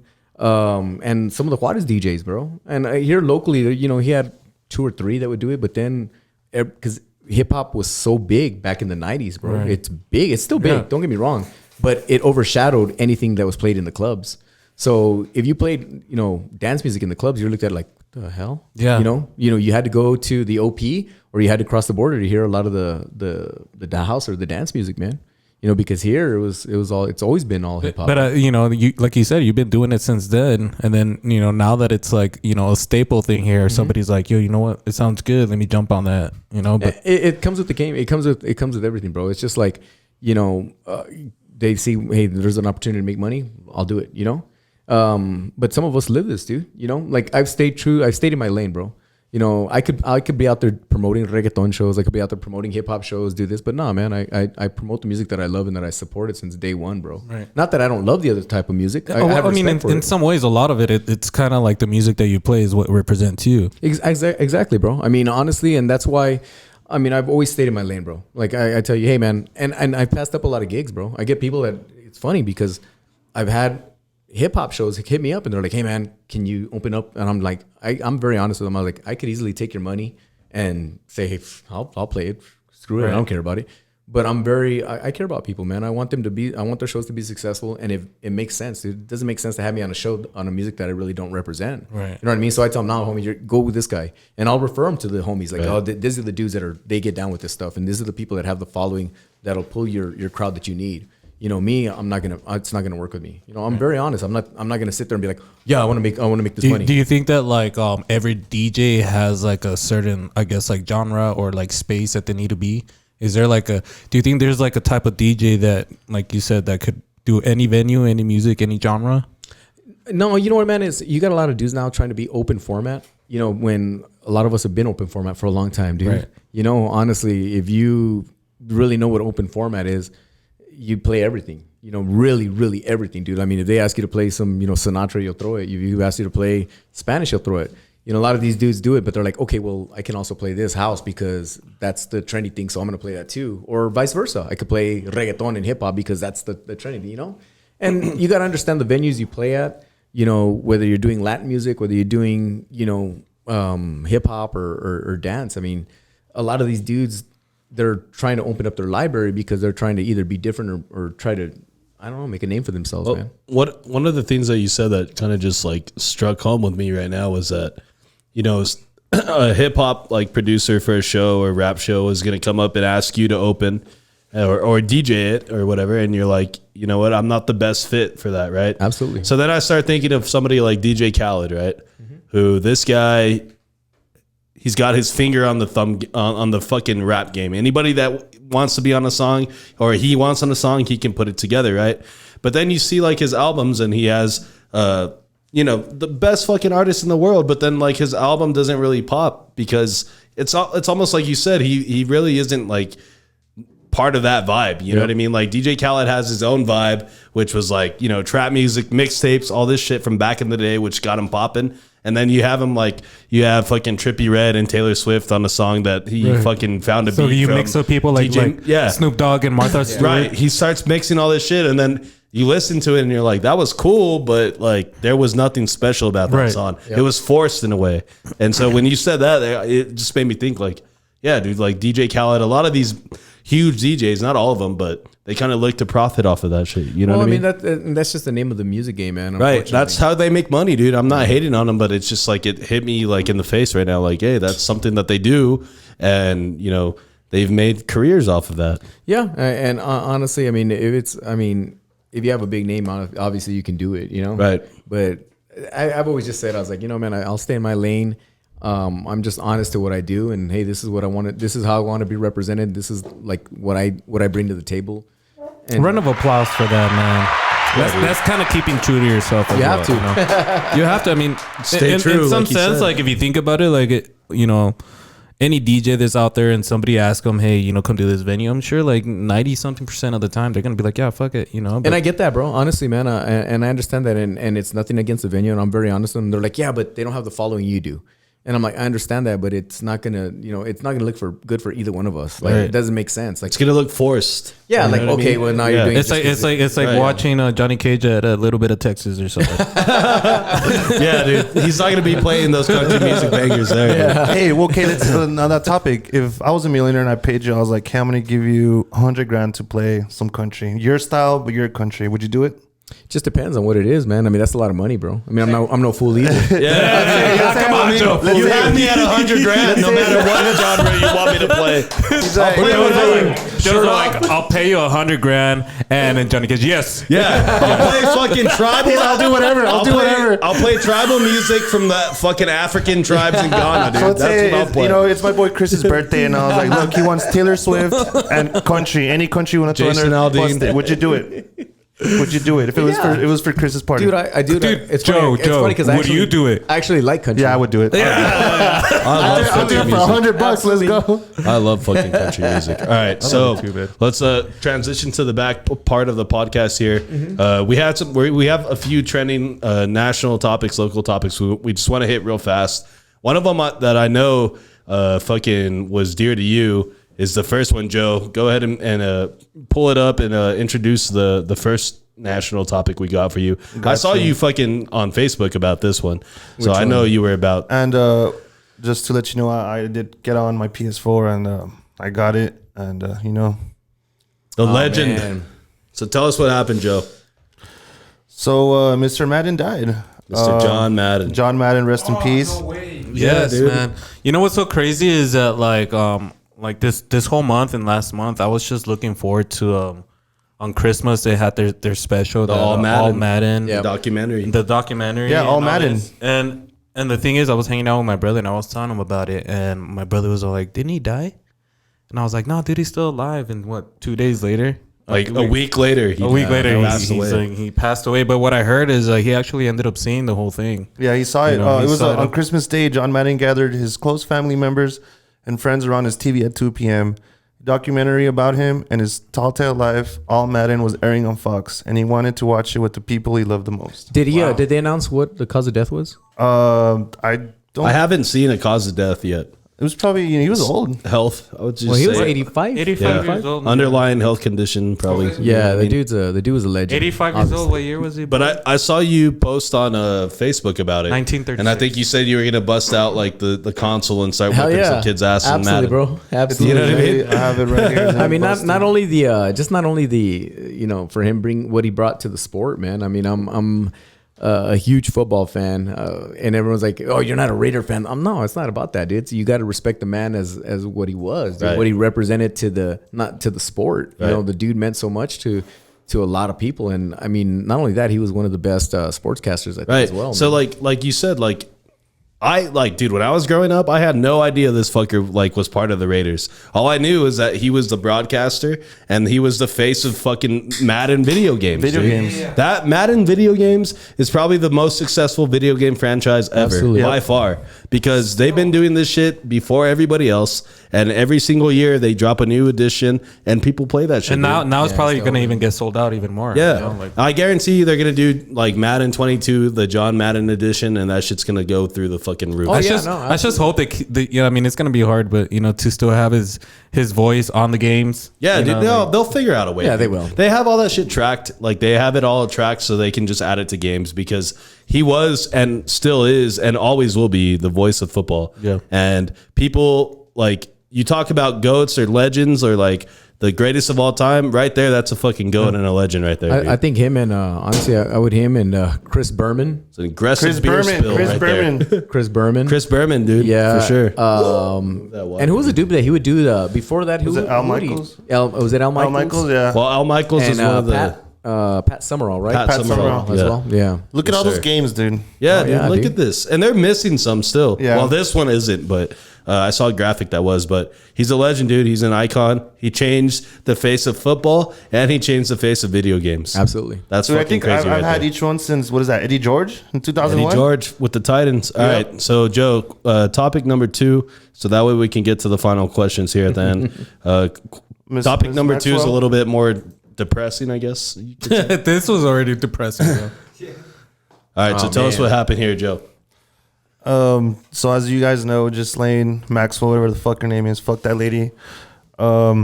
She has 2 options after she was found guilty of trafficking for Epstein. Wait, Whatever what do you mean? the She fuck his name has is. 2 options? Yeah.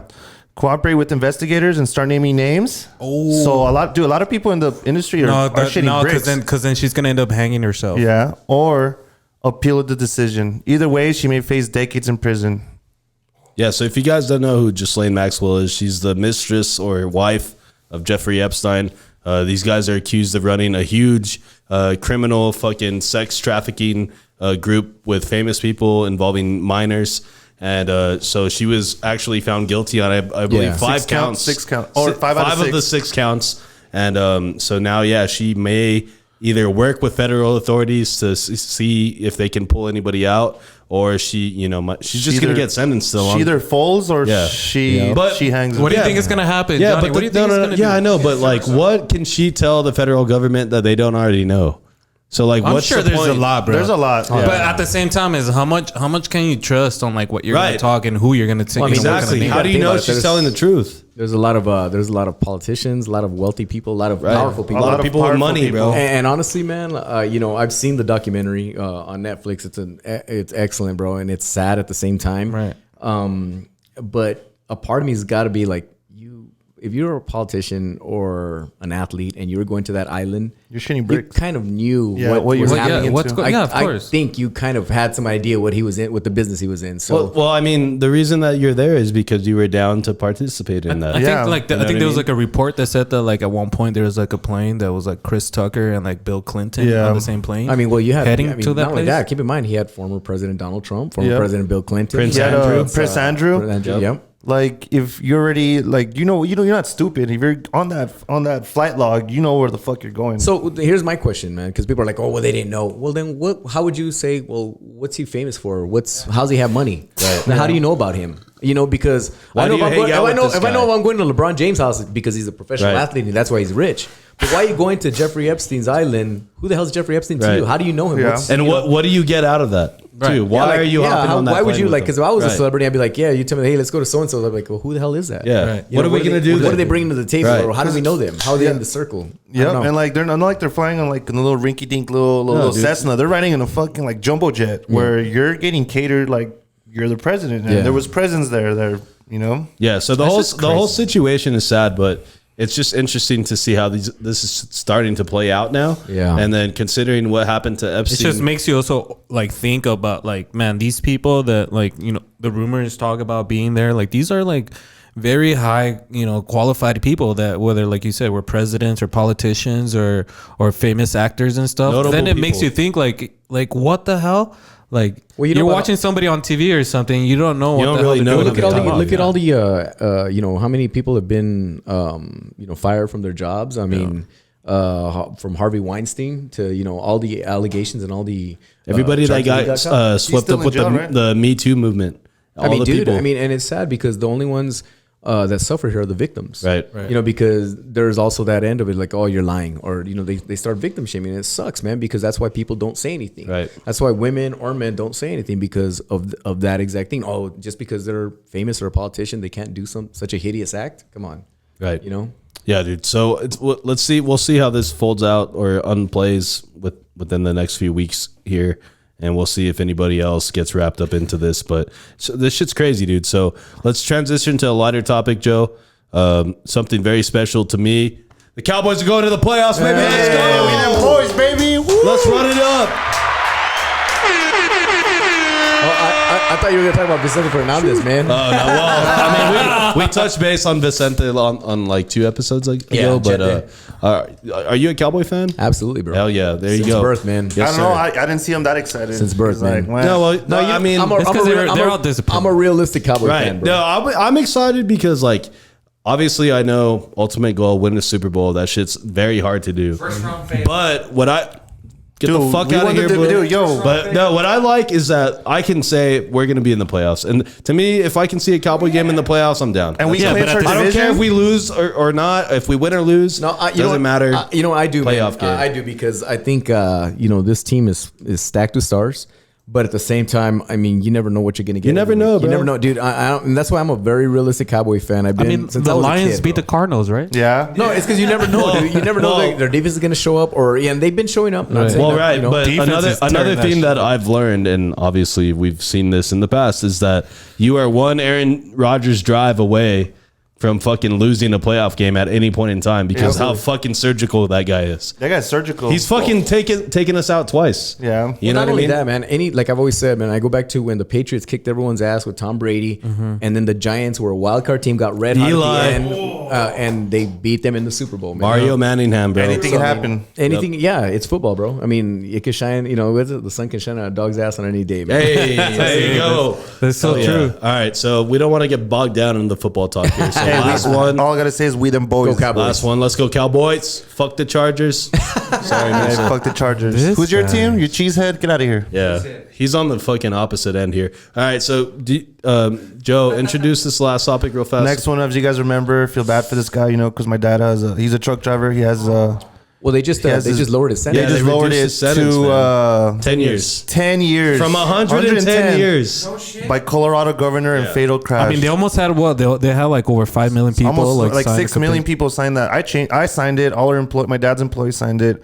You know, all of his friends, all the local dealerships in El Paso and Albuquerque, and my dad knows, we all signed it. Just because it could have been my dad, it could have been Could have been their any of son, you it could have guys. been them. Yeah. you Was know? there? See, because there was a lot of even covering this on the morning show, man. We were seeing so much footage of like there was a person behind him, and then he passed the off ramp. And Yeah. they show you how The runaway. how Right, dude. But like, okay, so like, I know a lot of people say that, like, oh, take the runaway ramp. Okay, living here in El Paso, if you drive over the mountain, Or coming you down. see those runaway ramps, right? Like, how fucking certain are you that if you took your car off that fucking runaway ramp, that you wouldn't fall off the fucking mountain, bro? Yeah. Like, dude, And- you would be shitting bricks. Like, Well, that I'm just not happened. trusting It a just fucking happened. runaway you know, ramp. So and- what? Do you guys? That's- Do you a couple guys? months That's ago. better than killing 4. No, hold on. no, Wait, no, but no, you don't hold know on, you're hold gonna on. kill You 4 don't know people, that, bro. yeah. But well, that's what I'm saying. Do In you guys? in that moment, you're not rationalizing. Should I kill myself or kill 4 other people? You're- worried about what's going to happen to you. Right. Like And so I'm to saying, be do able you- to make a split decision like do you that, guys- dude, is not that easy. And look, and check it. Look, like my dad, and I've been in the semi with my dad. Sometimes the compressor gives out. There's a nasty drop coming from Denver to El Paso or to Albuquerque, passing Raton, going down Raton. Sometimes the brakes are good, sometimes they're not, and it was his bad day where they just gave out. He had missed it. He had missed. So because he had he missed it, because of what happened, right? Do you guys still think that, like, even though it's an accident like that, somebody should face some type of jail time? 10 years is reasonable to me. I mean, how do you prove that he did it intentionally? Well, that's the thing is, how do you prove that it's also an accident? You know what I I mean? mean, look, if he, what if I'm he, trying to say is, like, He regardless, doesn't look like a murder. He looked like he was gonna. If he came out dirty in his dispository report, so if it was an accident, you guys still think that, like, whether, you know, even though it was an accident, you know, maybe he didn't even see that runaway thing. So okay, part of it could be negligence and Yeah. negligence on the part of the driver or on the back on the company. company, the trucking company. Why is this car fucking the brakes failing? Why is this car being operated when the brakes are bound to fail. So that's called negligence. I don't think anybody can predict this would accidents happen. Okay, yes, accidents happen, right? But you tell that to the family of the people that got killed. It's an You know what I unfortunate. mean? Look, if his toxicology report was that he was drunk or he was high, Right. even off Which weed, he wasn't, and he which he wasn't, wasn't. then okay, you know what? You kind of just fucked yourself there. But the fact that he was clean, and there's even videos of him crying after the accident, that shows that was legit. Okay, accident. so look, this guy got 10 years for an accident, right? Let's see what happens to the wide receiver from the Raiders, Ruggs, who had that horrific incident in Las Vegas. Nah, that's different though. No, Yeah, I know it's different, but I'm saying let's see what they levy as a punishment. Yeah, that guy should get 110 that guy years. should get 110 compared to this guy. Oh yeah, definitely. Those are two ends of the spectrum it's right just- there. I mean, you gotta think before you get behind the wheel like that, man. I mean, but the worst part is for just that don't guy. get behind the wheel. That guy, like, dude. he was drunk, right? Yeah. Well, Ruggs, yes, was drunk. but this Yeah. guy, This guy was like, clean. how do you know, like, you step behind the wheel to go drive for work one day, that your brakes are gonna fail and you might kill people? don't you also That think- doesn't but don't mean you also that you think should it's go to kinda- jail. Look, as forever. simple as this. I don't know if you guys remember the accident a while back from Yeah, the on Trans Mountain. Trans Mountain. He killed himself. Yeah. And he was trying to avoid that because he knew, he's like, fuck, same thing. My brakes are gone. The compressor's fucked. He even thought about it because he kept swerving. He was like, fuck, what do I do? Like you said, what do I do? Here, the drop off's not that high. In Colorado, no mames. Dude, you go off a cliff, So you're dead. he's bro. like, he Elevation's bad. saw it. He's like, fuck it, I'm only gonna take myself out. And he saw the semi. It was a Glacier semi. Yeah. He's like, fuck it. That's the only thing that's gonna stop me here. Bunch of Because either millers. if I go to the right, I'm gonna go into the freeway. And a little. If that had been a different time, there's also school buses right there. I live right there, man. Yeah. So Right. it's crazy. I mean, Yeah, dude. Damn. So sad. Terrible situation, but I don't think the guy deserved 110 years. No, for sure, 110 I years. think is 110 excessive. years is only for certain types of fucking. So do you think he deserved any time at all? Well, okay, sometime. so like I said, like you can argue why is he serving time? He literally did not, with intent, criminal intent, mean to do any of this, right? But in a situation where people lose their lives, somebody has to pay for this. Somebody has to be held accountable. What about you, Johnny? Same You know what I question to mean? you. Do you think because of this, do you think he deserves? Honestly, man, I'm kind of on the fence on this one, bro. Because I mean, if you knew, okay, if you knew you had bad brakes, okay, maybe Right. there's got to be some sort of log or something that these guys check, right? Then obviously you do have some negligence? It's a fault, right? You know, but at the same time, you got to think, okay, are you really on a suicide mission? Right. You know, because you know you might kill yourself too if you crash. You know, so I don't know, man. I'm really It's tough, I've man. tried. I mean, 110 is a lot, bro. Right. For sure, you didn't agree for the 110. I didn't agree on the 110 after I learned, you know, the whole facts about it. Like, Right. okay, he wasn't drunk, he wasn't under the influence. Runaway truck You know, driver, man. Yeah, but what do you do, dude? Because that could happen to any of us, bro. Yeah, what if yeah, we're yeah, coming yeah. down Trans Mountain and your brakes give out, bro? Right. You know, stop. Like, And a lot of the times, and it's true. A lot of people don't think about like the families that lost their loved ones on that day. Yeah. You know, it's like you have to kind of, in some ways, put yourself in them shoes. Absolutely, you know? man. Think about it. That could be your mom. That could be us. That could be Right, your yep. kids. You know, but think about it. If you're driving and you lose your brakes and you crash into someone and you like, I couldn't do anything. What was I supposed to do? You know, I couldn't stop my car. And they say, well, you're going to prison for it. Yeah. Well, like, but I didn't intentionally mean to kill these people. You know, it was Yeah. like, what do you do, dude? I mean, Well, slaughter. But like you said, someone has to be Right. in our society. in our someone's gotta be society, held somebody's got to be accountable. held accountable. And what's going to happen? And you know, this is where the judicial system needs to come into play, where they look at his history and they say, this guy is not a bad person. This guy was in a very unfortunate situation. Absolutely. We're going to sentence him to 10 years. If he does 2 years, good behavior, we'll get him out on parole. You know what I mean? Everybody's at least satisfied. If they let that guy walk, dude, they're going to All have hell's an gonna break uproar. loose. Yeah. You know what I mean? Yeah, so so- yeah, you're so- fucked. And you also you're see it- screwed you either gotta- way. You also, like you said, you also got to see it through the victim's Right. point, because if that was your wife, your loved one, you'd be like, Yeah, "Damn, that sucks." But at the same time, too, like, even if it's a fucking freak accident, dude, would you be okay just saying, send that guy to prison for 110 years? that sucks, man. I honestly know. Right. You know, It's a fucking one of those but things. I say that as someone that, you know, you haven't, you don't you haven't have, experienced yeah, it. you know, Right. you don't have someone that died at the hands of that, you Right. know, Right. because had that been my family, I'm sorry, probably send them, you know, you'd probably, Yeah. your best, It's your the feelings emotion- that- yeah, your you're an emotions get in the emotional way, animal. You're yeah. gonna be like, out you know what, out man? of anger and rage, you Yeah. would say, send that guy to prison forever. But I think after a while, once everything settles, you would realize, like, look, thinking straight, it's yeah. not fair. Yeah, thinking look, straight, exactly. already my life is fucked, right? Why do we have to have this guy, his life and his family be fucked in the same way? You know what I mean? Like, none of us had any fucking choice in being involved in this.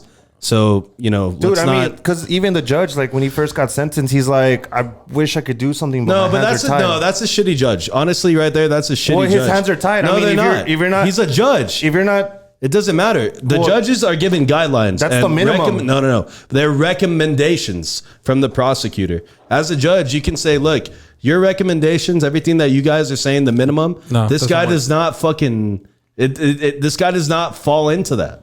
As a judge, you have that discretionary power to say, this is how we handle so this. check it. Look, and it's crazy. So let's say he would have just given him 25 years. There would have been no uproar. None. There So probably like, still would have been. 25 is still a lot. Not $6 million. Honestly, yeah, I don't think it would have been as big as how it 6 is million now. signatures compared to 110. Now Right. he got 10. He got 10 by the governor. The governor was like, look, the judge ain't gonna do shit. I'm gonna step in, do the right thing. Right. Having some compassion. Yeah, use discretion. Yeah. Yeah. That's what I'm talking about. Everybody listening, man, you guys just make sure to be safe on the road. Be safe out there. Yes, please. Hey, And shout out my boy George and Ralph right now on the road. They're in Pennsylvania.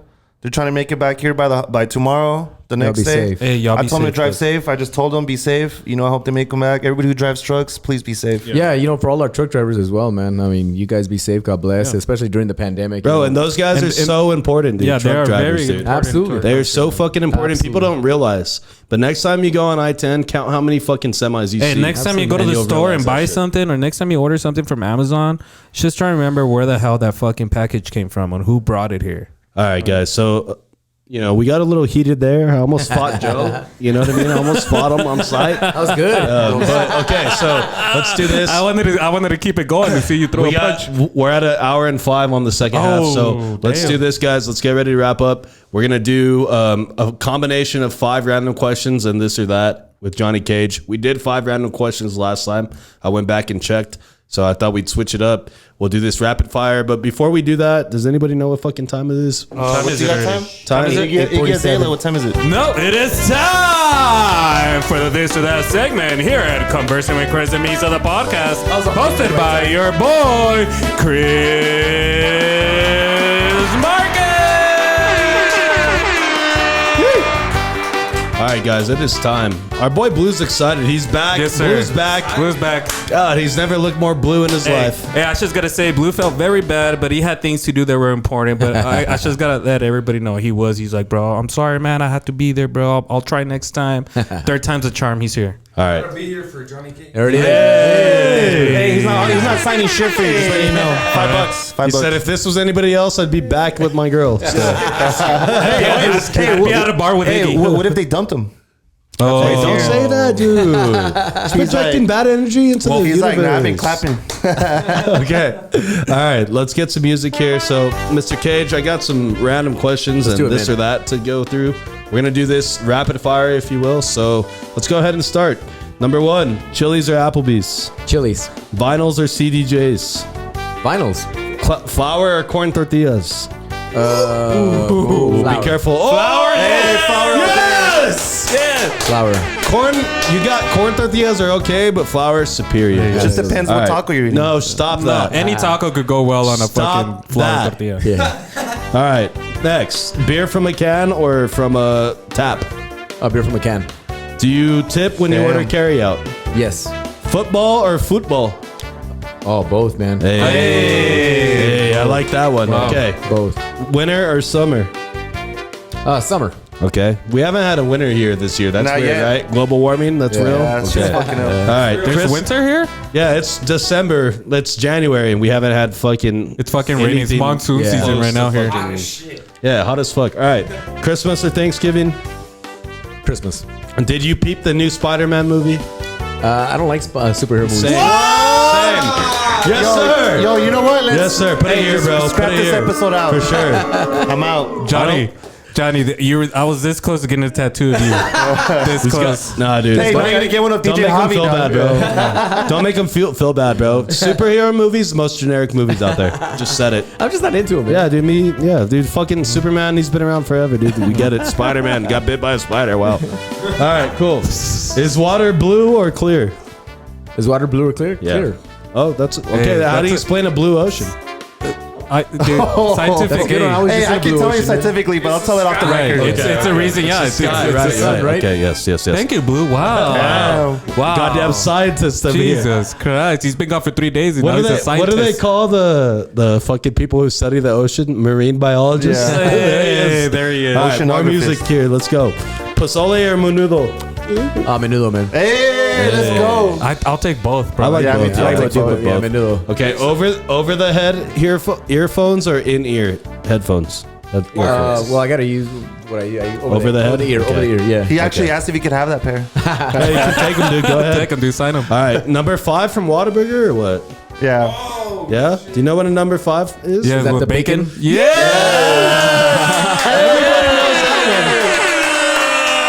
All I had to do is say number 5. Yeah, bacon, bro. Yeah. All right, last couple ones here.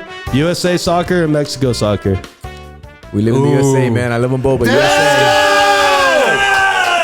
Nah, ain't no way. Fight me, Joe. I won't fight you right now. Okay. We'll upload the preview on our IG. All right, last few ones. Mountains or the beach? Beach. Rap or country? Rap. Hey! Okay. Sweet or unsweet tea? Sweet, bro. Chris or Misa? Both. Pinche goloso, güey. Bro, that was set up so perfectly right there. He paused for a I second. love that shit. Hell yeah. He's like, well, Misa already asked me to show him his stuff. Yo, I like how that was a mix of the random questions with the fucking this or that. That was good. That was beautiful. I really like good. that. Shout out to you, Johnny Cage. All right, guys. So we're going to wrap this episode up. Episode 108, Conversing with Chris and Misa, the podcast. Let's go around the studio here real fast. Give our final thoughts. Mr. Joe, final thoughts on today's episode, man. Always a blast, like always. It's nice every time I see you recognize me. You know what's up. You say what's up. You make him Yo, feel hey, special. I gotta Dude, say, do you know how much pussy you've gotten on, bro? Yeah, dude. He's about to get me right now. Just kidding. But every time, even if it's just a fist bump, I look at him. He's like, "What's up, dude?" Because he's busy doing his thing. Yeah. Thank you for coming. Of course, man. Thank I'm you. glad you had a good Christmas. I hope you have a good New Year's. Please be safe. Order Uber. Yeah. Thank you guys for having me. The audience, Iggy, Blue, Chris and Misa.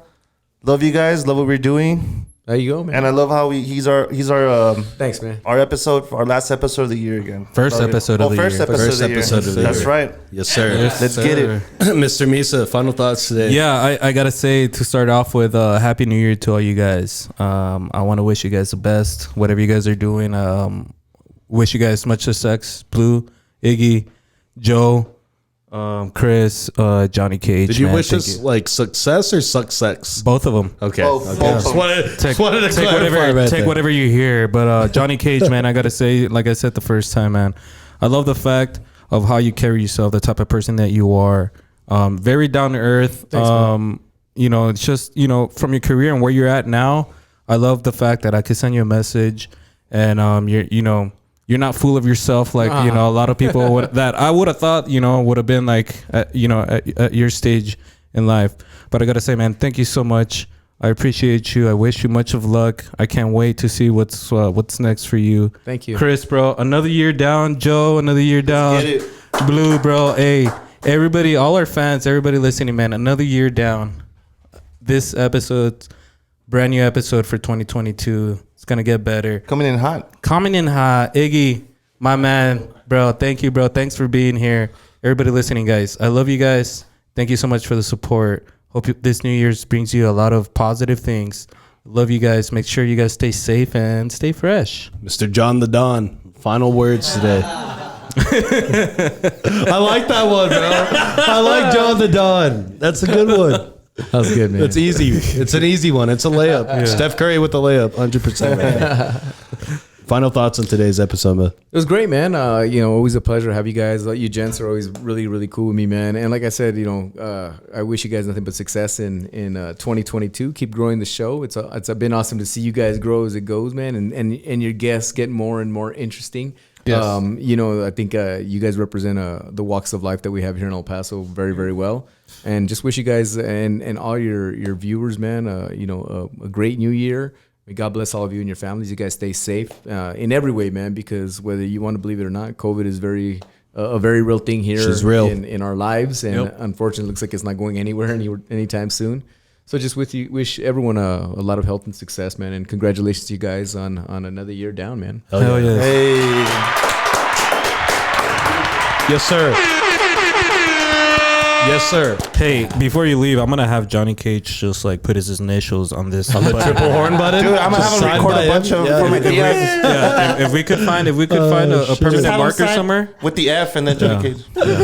All right, guys. So, yeah, like everybody said, Happy New Year to everyone. We wish everybody a very prosperous New Year. We want you and your families to be safe out there and to enjoy, living your life the way that you like to live it. I can't thank you guys enough, everybody, for being here. Mr. Joe, Iggy, Blue, Misa, Mr. Johnny, thank you all. This shit is fucking, we can't do it without you guys. And for everybody that listens and subscribes, make sure to show your mom, your cat, your dog, your animal, your fucking best friend, girlfriend, whatever. And thank your you side guys, piece. right, for supporting us. It really means the world to us. But Mr. Cage, thank you again for stopping by the studio course, today. man. Anytime. You have an open invitation anytime you want to slide through. Thank you. With all that being said, guys, episode number 100. God, Jesus. What number are we in? Number 108 of Conversing with Motherfucking Chris and Misa, the motherfucking podcast. Yes, sir. We are...